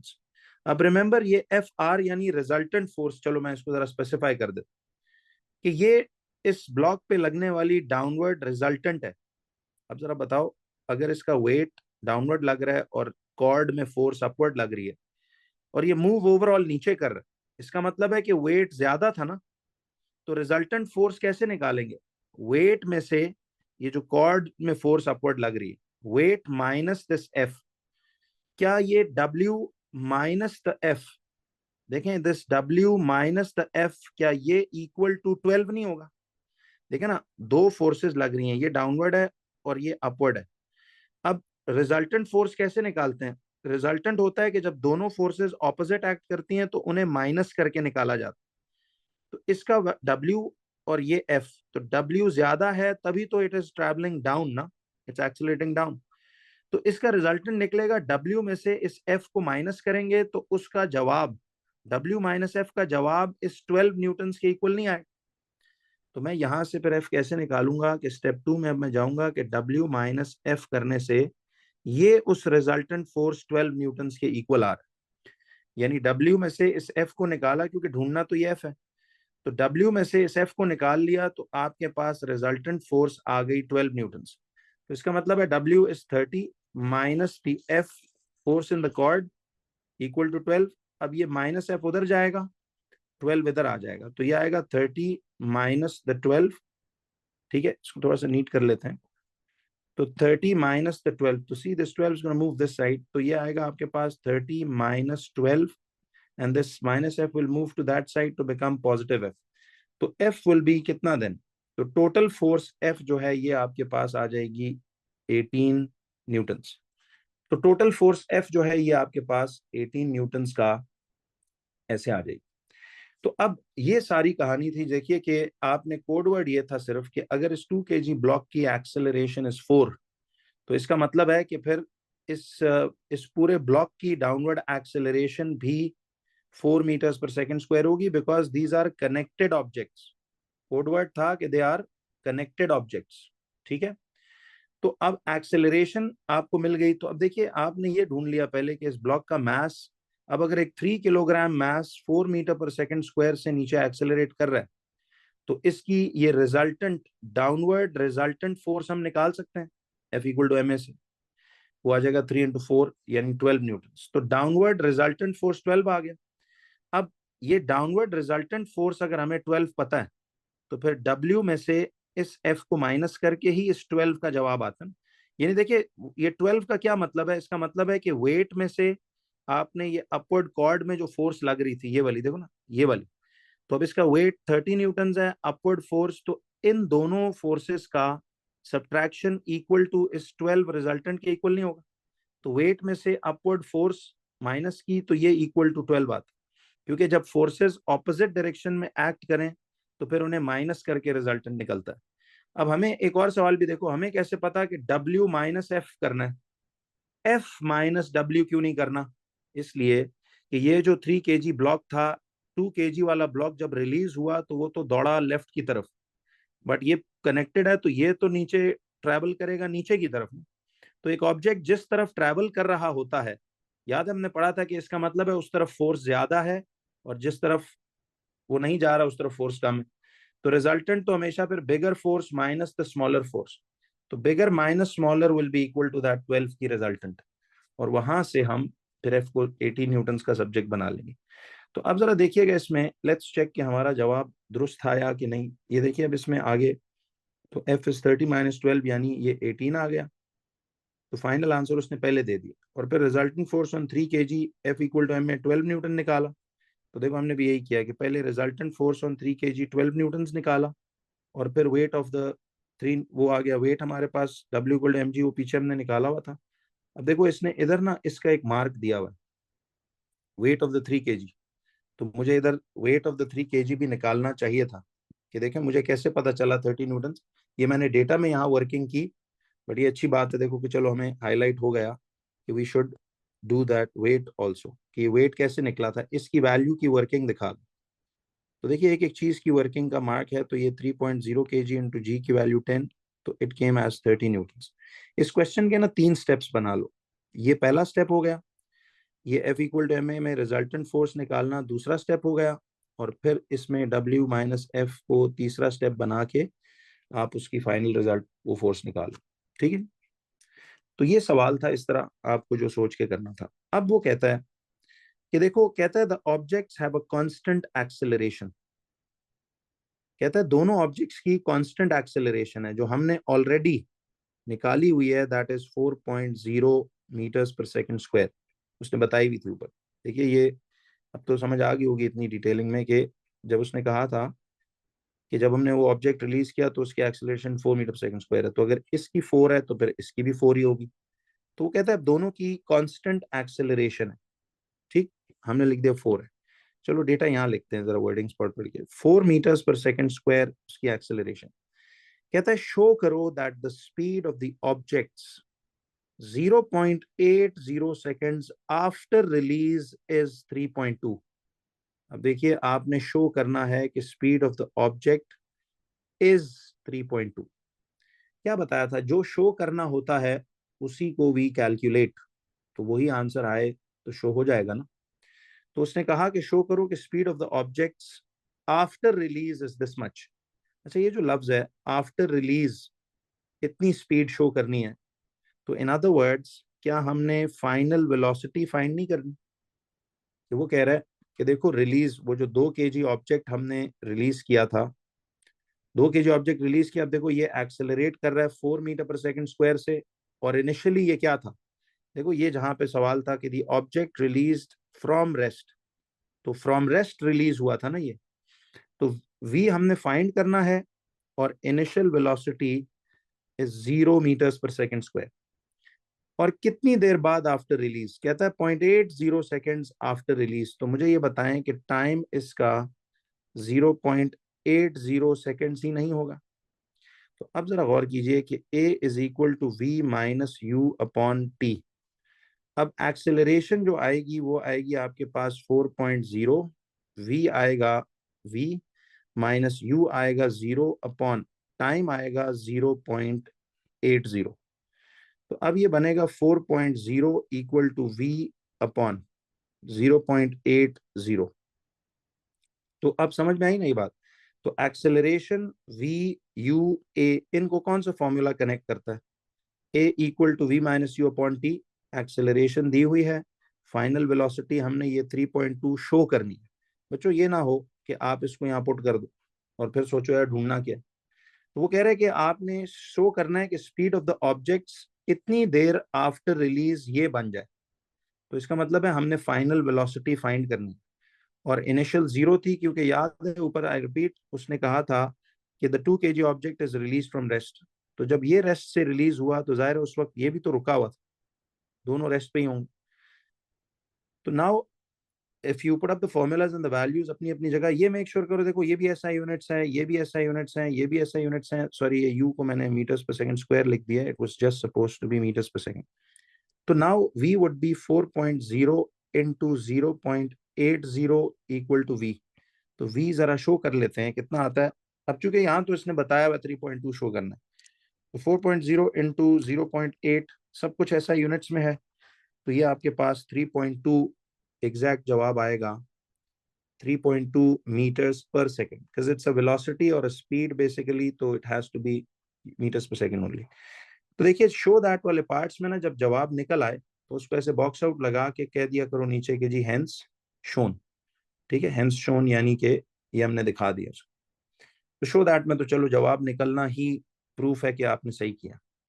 अब in this next question it says, कहता है अ कार्ड ऑफ विड्थ 2.0 सेंटीमीटर। अब कार्ड की जो विड्थ है, ठीक है, कहता है कार्ड की जो विड्थ है 2 सेंटीमीटर है। कौन सा कार्ड? कहता है it is fixed to the 2 kg object. अब जरा वापस पिक्चर पे आते हैं, थोड़ा सा यहाँ से मैं जरा इस राइटिंग्स को खत्म करता हूँ थोड़ा, ताकि ये नीट समझ में आ जाए। अब जरा एक मिनट देखो यहाँ पे वो क्या कह रहा है।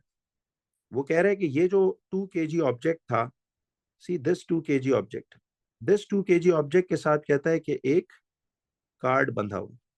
देखो और से कि यहाँ पे एक कार्ड इस 2 kg ऑब्जेक्ट के साथ ये 2 kg का ऑब्जेक्ट है और उसके साथ ये कार्ड यूं अटैच्ड है, ये कार्ड की बात कर रहे हैं, ठीक है।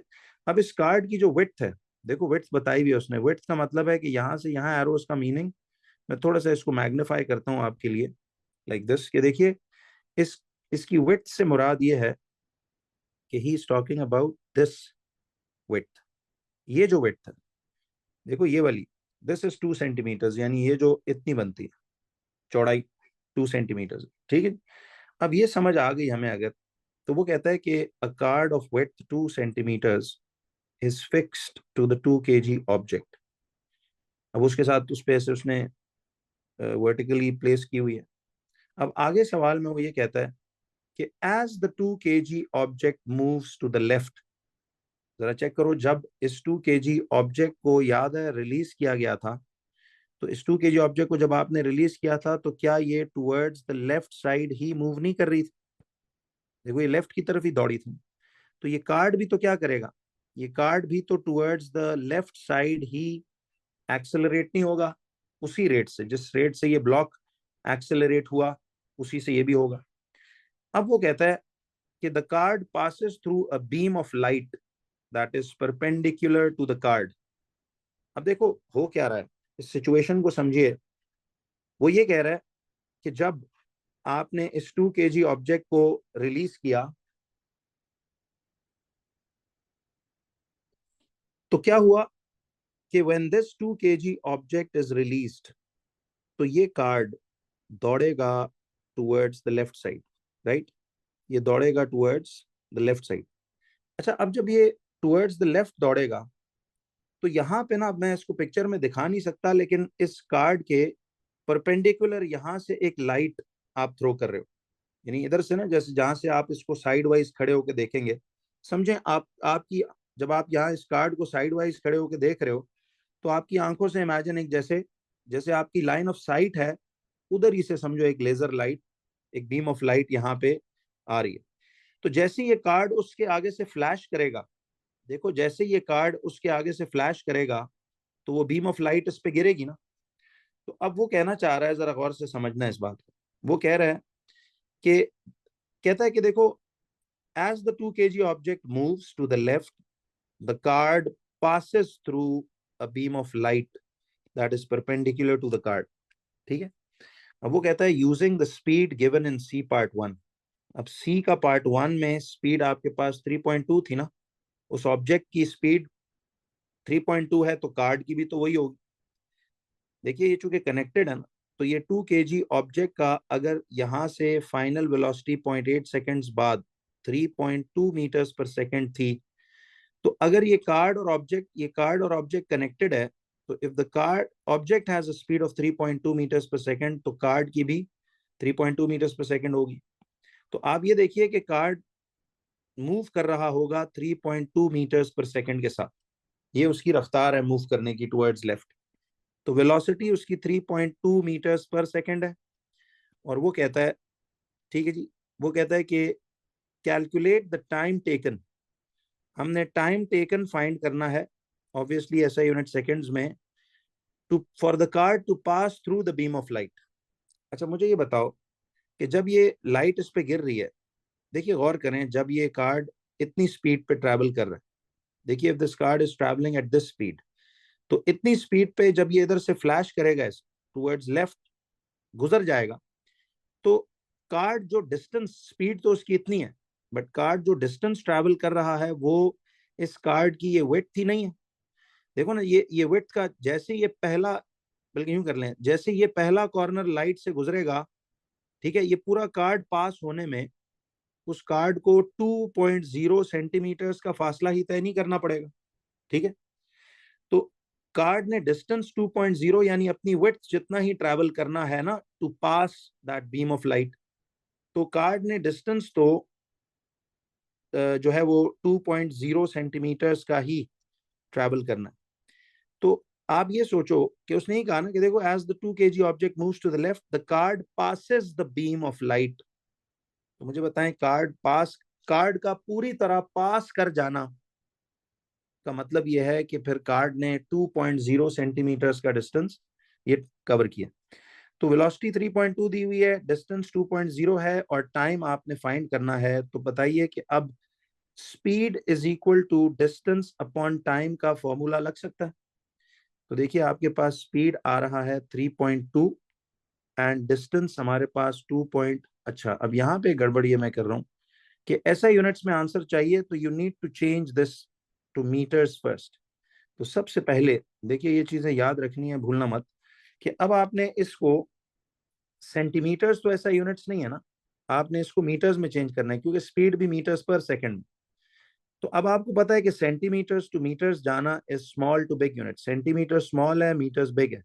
तो स्मॉल टू बिग जाते हुए व्हाट डू यू डू?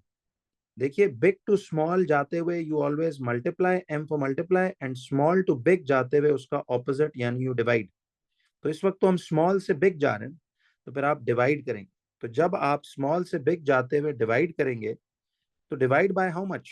देखिए आपको पता है सेंटीमीटर्स और मीटर्स का रिलेशन ये है कि 1 मीटर में देर आर ऑलवेज 100 सेंटीमीटर्स। तो आप इसी 100 से क्या करेंगे, इसको डिवाइड करेंगे। तो 2.0 डिवाइड बाय 100, तो ये आ जाएगा आपके पास 0.02। तो इसका मतलब ये हुआ 0.02 मीटर्स आ रहा है। तो velocity equal to distance upon time. तो वेलोसिटी आपके पास 3.2 आ रही है, डिस्टेंस आपके पास 0.02 आ रहा है, ओवर टाइम आपके पास t है, तो t कैन बी 0.02 ओवर 3.2। तो 0.02 डिवाइड बाय 3.2, तो ये आएगा 6.25 इंटू 10 पावर। अब देखिए ये चूंकि आपके पास अब राउंडिंग के रूल्स पे चलते हैं, ये सारी values up to 2 significant, lowest इसमें 2 सिग्निफिकेंट। तो आप इसको 3 तक कॉपी करोगे तो टाइम आपके पास आ जाएगा 6.25 इंटू 10 पावर। अब ये कैलकुलेटर भी मेरे पास स्टैंडर्ड फॉर्म में आ रहा है तो चलें, इतने सेकंड्स। बट ये देखो कि अब लोवेस्ट वैल्यू इसमें टू सिग्निफिकेंट है, तो हम इसको 3 तक कॉपी करके अब 2 सिग्निफिकेंट तक राउंड करेंगे। तो this will B 6.3 into 10 power -3 seconds. तो इसका मतलब है कि time taken 6.3 into 10 power -3 seconds जो है वो ऐसे आ जाएगा। तो आई hope you get this now कि हमें कैसे ये 6.3 इंटू 10 पावर -3 सेकेंड्स ये का इसका टाइम मिला। तो let's check from the back कि हम सही कर रहे हैं कि नहीं कर रहे। तो अब देखो ये आपके पास पिछले वाला पार्ट शो दैट वाला तो हो गया था। अब इसमें देखो इसने टाइम ओवर 3.2 इतना 6.3 इंटू 10 पावर -3 जो हमारा भी वही है। तो speed equal to distance over time का फॉर्मूला लगाना था। तो ये आपके पास एक पूरा क्वेश्चन नंबर 2 इस तरह से ये यूं आ जाएगा। ठीक है। अच्छा अब देखिए ये सारा जो क्वेश्चन था ना, ये थोड़ा सा जरा सा बस एक कोड वर्ड ये था कि ये दोनों ऑब्जेक्ट्स इंटरकनेक्टेड थे। तो जाहिर है जो ब्लॉक वो 2 kg वाले का एक्सेलरेशन होगा वही इस नीचे वाले हैंगिंग ब्लॉक का एक्सेलरेशन होगा, क्योंकि मोशन अंडर ग्रेविटी नहीं है, ये एक कनेक्टेड बॉडीज हैं। ठीक है। तो उस तरह से आपने इस सवाल को जरा दोबारा एक दो दफा बेशक इसको आप फॉलो अप करें, देखें क्या होता है। कहता है figure 1.1 shows a sealed weather balloon which is stationary in still air। देखिए अब इधर कोड वर्ड क्या है कि it is stationary in still air. ठीक है, यानी रुका हुआ, ना तो ये ऊपर की तरफ जा रहा है ना ये नीचे की तरफ सिंक कर रहा है, एक जगह रुका हुआ। ठीक है, और स्टिल एयर में मौजूद है। ठीक है।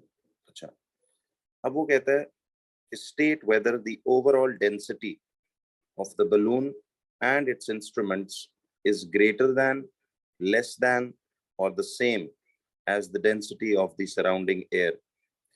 देखिए आप सब लोगों ने ये डेंसिटी का कॉन्सेप्ट पढ़ा हुआ है कि density is equal to mass upon volume. ठीक है जी। अब इसमें बच्चों एक चीज याद रखिए कि डेंसिटी जो है वो मास अपॉन वॉल्यूम, यानी डेंसिटी और वॉल्यूम बेसिकली इनवर्सली प्रोपोर्शनल है। ये बात हमने सारी डेंसिटी के टॉपिक में पढ़ी हुई। ठीक है। अच्छा, अब वो कह रहे हैं कि आपने स्टेट करना है, सिर्फ स्टेट मतलब शॉर्ट फॉर्म में आंसर करना है कि state whether the overall density of the balloon and its instruments.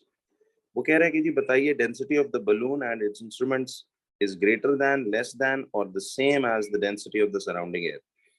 देखिए अगर वो स्टेशनरी है स्टिल एयर में, बलून जो है अगर स्टेशनरी है स्टिल एयर में, it means it's neither rising up nor sinking down, it is staying at one place. तो फिर इस लिहाज से देखिए जब भी अगर ये बलून जो है, इसका मतलब है इसके अंदर जितनी भी ये गैस है और ये जो इंस्ट्रूमेंट्स है, सारों की ओवरऑल डेंसिटी फिर इक्वल होगी to the density of the air. क्योंकि देखिए हमने पढ़ा था कि अगर ये इस बलून की डेंसिटी और इसके इंस्ट्रूमेंट्स की डेंसिटी ग्रेटर देन एयर होती, सराउंडिंग एयर से ग्रेटर होती, तो it would have come down, वो सिंक करती। याद है जिन चीजों की डेंसिटी ग्रेटर हो एयर से, वो सिंक करते हैं एयर में, और जिनकी डेंसिटी लेस हो देन द एयर, तो फिर वो राइज अपवर्ड्स करते हैं। तो अगर ये स्टेशनरी है स्टिल एयर में, तो इसका मतलब है कि ये एक जगह पे टिका हुआ या रुका हुआ। तो आपने इसमें फिर क्या कहना है कि it will be the same. तो सेम का वर्ड, क्योंकि उसने हमें ऑप्शंस दी हुई है कि बताइए ग्रेटर देन, लेसर देन और द सेम, तो इसका 1 मार्क हमें मिलेगा। यहाँ से साथ साथ जरा अब आंसर्स भी चेक करते जाएंगे कि it is the same as. तो देखिए ये हमारे पास ये इसका पहला आंसर है कि it is the same as surrounding air. C part में कहता है कि an object is released from the balloon. Balloon देखिए high up in the air है, वो कहता है उससे एक ऑब्जेक्ट हमने रिलीज किया। It starts at rest. ये पहला स्टार्ट्स एट रेस्ट का मतलब ये होता है कि जब हम स्पीड वर्सेस टाइम ग्राफ इसका स्केच करेंगे, तो ये ओरिजिन से शुरू होगा। स्टार्ट फ्रॉम रेस्ट का मतलब है कि टाइम जीरो पे उसकी ये जो स्पीड थी, देखिए उसकी ये जो स्पीड है वो भी आपके पास जीरो होगी। तो वो कहता है it starts at rest and eventually reaches a constant speed. अच्छा कांस्टेंट स्पीड है, तो एक तो इट स्टार्ट्स एट रेस्ट, देखिए ये हर लफ्ज आपको कोड बता रहा है कि क्या करना। एंड इट रीचेस इवेंचुअली कह रहा है, इवेंचुअली यानी आखिरकार it reaches a constant speed. तो मुझे एक बात बताइए बच्चों कि अगर हमें ये पूरी, उसने देखिए जुमले में खुद ही डिस्क्रिप्शन बता दी है कि एक तो इट स्टार्ट्स एट रेस्ट और दूसरा कहता है eventually reaches a constant speed. तो कहता है on the axis of figure 1.2 sketch speed time graph to show this motion. तो आपने स्केच 1.2 पे स्केच करना है स्पीड टाइम ग्राफ। अच्छा मुझे बताइए कि आपको पता है कि जब स्पीड टाइम ग्राफ दिया होता है तो इसी का ग्रेडियंट हमें एक्सेलरेशन या डिसेलरेशन देता है, और इसी के नीचे एरिया अंडर द ग्राफ आपको इसका डिस्टेंस ट्रेवल्ड देता है। ये बात याद है सब। तो अब बच्चों ये देखिए कि वो कहता है कि an object is release from the balloon, it starts at rest. अच्छा अगर वो स्टार्ट्स एट रेस्ट कह रहा है, तो इसका मतलब है कि टाइम जीरो पे उसकी स्पीड जीरो होगी। देखिए यहाँ स्पीड प्लॉटेड है, तो ये स्पीड जीरो होगी। तो ओरिजिन से ग्राफ स्टार्ट होगा, तो एक पॉइंट तो हमारा ये आ जाएगा graph, see this one, this is the point where it starts. फिर आगे वो कहता है कि and eventually reaches a constant speed. बच्चों आप सब लोगों को वो पैराशूटिस्ट जर्नी की मिसाल याद है, उसमें हमने एक पूरा डिटेल लेक्चर किया था कि पैराशूटिस्ट जर्नी ना किसी रंग ढंग में इन्वॉल्व करके बातें पूछता रहता है। तो आपको ये बात याद है कि इनिशियली जब भी कोई चीज एयर में गिरती है, वेदर इट्स अ पैराशूटिस्ट और एनीथिंग, याद है हमने पढ़ा था कि इनिशियल, मैं आपको रिकॉल्स दे रहा हूँ इसके, उसकी इनिशियल स्पीड तो जीरो होती है क्योंकि अभी तो वो नीचे गिरना स्टार्ट हुआ। ये रिकॉल्स दे रहा हूँ, ये जो रेड कलर से लिख रहा हूँ। लेकिन उसकी इनिशियल डाउनवर्ड एक्सेलरेशन कितनी होती है? आपको याद है इसकी इनिशियल डाउनवर्ड एक्सेलरेशन अर्थ पे 10 मीटर्स पर सेकंड स्क्वायर ही होती है, क्योंकि इनिशियली इसका सारा वेट डाउनवर्ड्स एक्ट कर रहा होता है, और स्पीड जीरो होने की वजह से अपवर्ड एयर रेजिस्टेंस इस पे जीरो होती है, तो वो सारा वेट ही इसका डाउनवर्ड एक्सेलरेशन कॉज कर रहा होता है अर्थ पे 10 metres per second square. But आपको याद है कि जैसे जैसे वो ऑब्जेक्ट नीचे गिरता जाता है, उसकी स्पीड क्या करती है? हमने पढ़ा था ना कि उसकी स्पीड इंक्रीजेस। स्पीड बढ़ती है तो उस पर वेट तो उसका फिक्स्ड है, स्पीड बढ़ने की वजह से अपवर्ड एयर रेजिस्टेंस भी क्या करती है? It keeps increasing. Upward air resistance बढ़ती है तो फिर इनका जो रिजल्टेंट फोर्स है एफ, जो डब्ल्यू माइनस आर करके निकलता है, उसकी वैल्यू श्रिंक डाउन होती रहती है। जब रिजल्टेंट फोर्स श्रिंक होता है तो F is directly proportional to A, right? Resultant force जब श्रिंक होता जाएगा नीचे आते वक्त, तो फिर एक्सेलरेशन भी श्रिंक होती जाएगी, यानी कम होती जाएगी। और कम होते होते फाइनली आपको याद है कि जब उसका डाउनवर्ड वेट यानी अपवर्ड रेजिस्टेंस बढ़ते बढ़ते जब डाउनवर्ड वेट के बराबर हो जाए, when the weight is balanced by the upward air resistance, so then the downward resultant force F becomes 0 newtons. और जब डाउनवर्ड रिजल्टेंट फोर्स 0 न्यूटन्स हो जाए, तो इसका मतलब है कि F इक्वल टू ma के मुताबिक रिजल्टेंट फोर्स 0 हो जाए तो एक्सेलरेशन भी 0 हो जाएगी, और ये ऑब्जेक्ट कांस्टेंट स्पीड यानी टर्मिनल वेलोसिटी से फॉल करता रहेगा।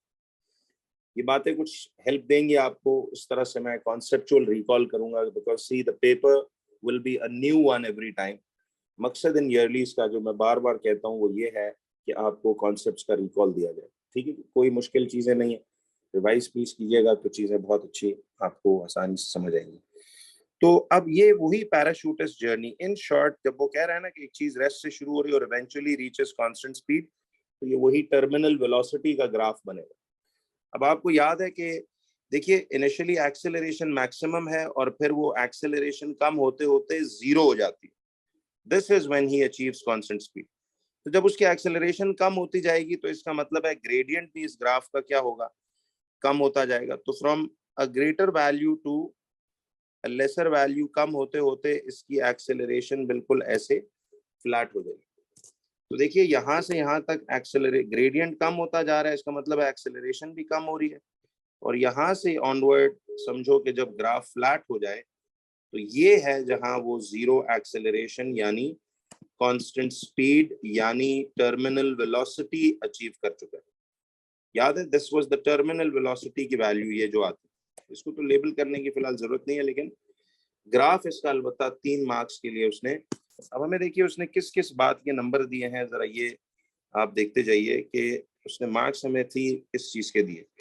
एक तो नंबर दिया उसने कि जी it should start at the origin, तो वो हो रहा है, ठीक है जी। अब देखिए यहाँ से हम चेकिंग भी करते जाएंगे, starts at origin, finishes horizontal by I. इसका मतलब होता है कि जी आंखों से देख कर हॉरिजॉन्टल नजर आए, तो ये दिख रहा है वाकई, देखिए हॉरिजॉन्टल आंख से देख के ये दिख रहा है पोर्शन। और कहता है gradient decreases smoothly to 0। Gradient जो है स्मूथली टू 0 यानी एक कांस्टेंट, सॉरी इस तरह से ना एक स्मूथ सा कर्व आपने यूं बना, तो ये 3 मार्क्स इस चीज के वो दे रहे हैं, ठीक है। तो आप देख रहे हैं कोई इतना मुश्किल टेक्निकल सवाल नहीं है, सिंपल फ्री के मार्क्स। अब बच्चों आगे वो कहता है कि देखिए state the values of the initial acceleration and the final acceleration of the object. State the values of the initial acceleration and the final acceleration of the object. आप सबको भी रिकॉल मैंने कराया कि जब भी कोई ऑब्जेक्ट नीचे गिरता है, ये तो हमने एक नोट भी लिखा था डायरेक्टली, याद है कि डाउनवर्ड ऑब्जेक्ट्स का, ये मैंने इवन लास्ट मॉक में भी क्वेश्चन आपसे पूछा था सेकंड में, कि डाउनवर्ड आते हुए इनिशियल एक्सेलरेशन जो है दैट इज ऑलवेज अर्थ पे चूंकि बात हो रही है that is 10 metres per second square, और फाइनल एक्सेलरेशन जब वो टर्मिनल वेलोसिटी अचीव कर लेता है तो वो 0 मीटर्स पर सेकंड स्क्वायर होती है। तो the acceleration decreases from 10 metres per second square to 0 metres per second square. तो इसका मतलब है इनिशियल एक्सेलरेशन तो 10 मीटर्स पर सेकंड स्क्वायर होगी, मैक्सिमम होगी, और फाइनल एक्सेलरेशन जो है that will be 0 metres per second square. तो ये बच्चों हमारा इसका जवाब हम चेक कर लेते हैं कि वाकई में ये है कि नहीं। तो सी 10 मीटर्स पर सेकंड स्क्वायर और 0, इग्नोर एनी यूनिट। इसमें कह रहे हैं इग्नोर करें, लेकिन बहरहाल आप अपनी आदत बनाएं यूनिट्स लिखने की अगर गिवन नहीं है।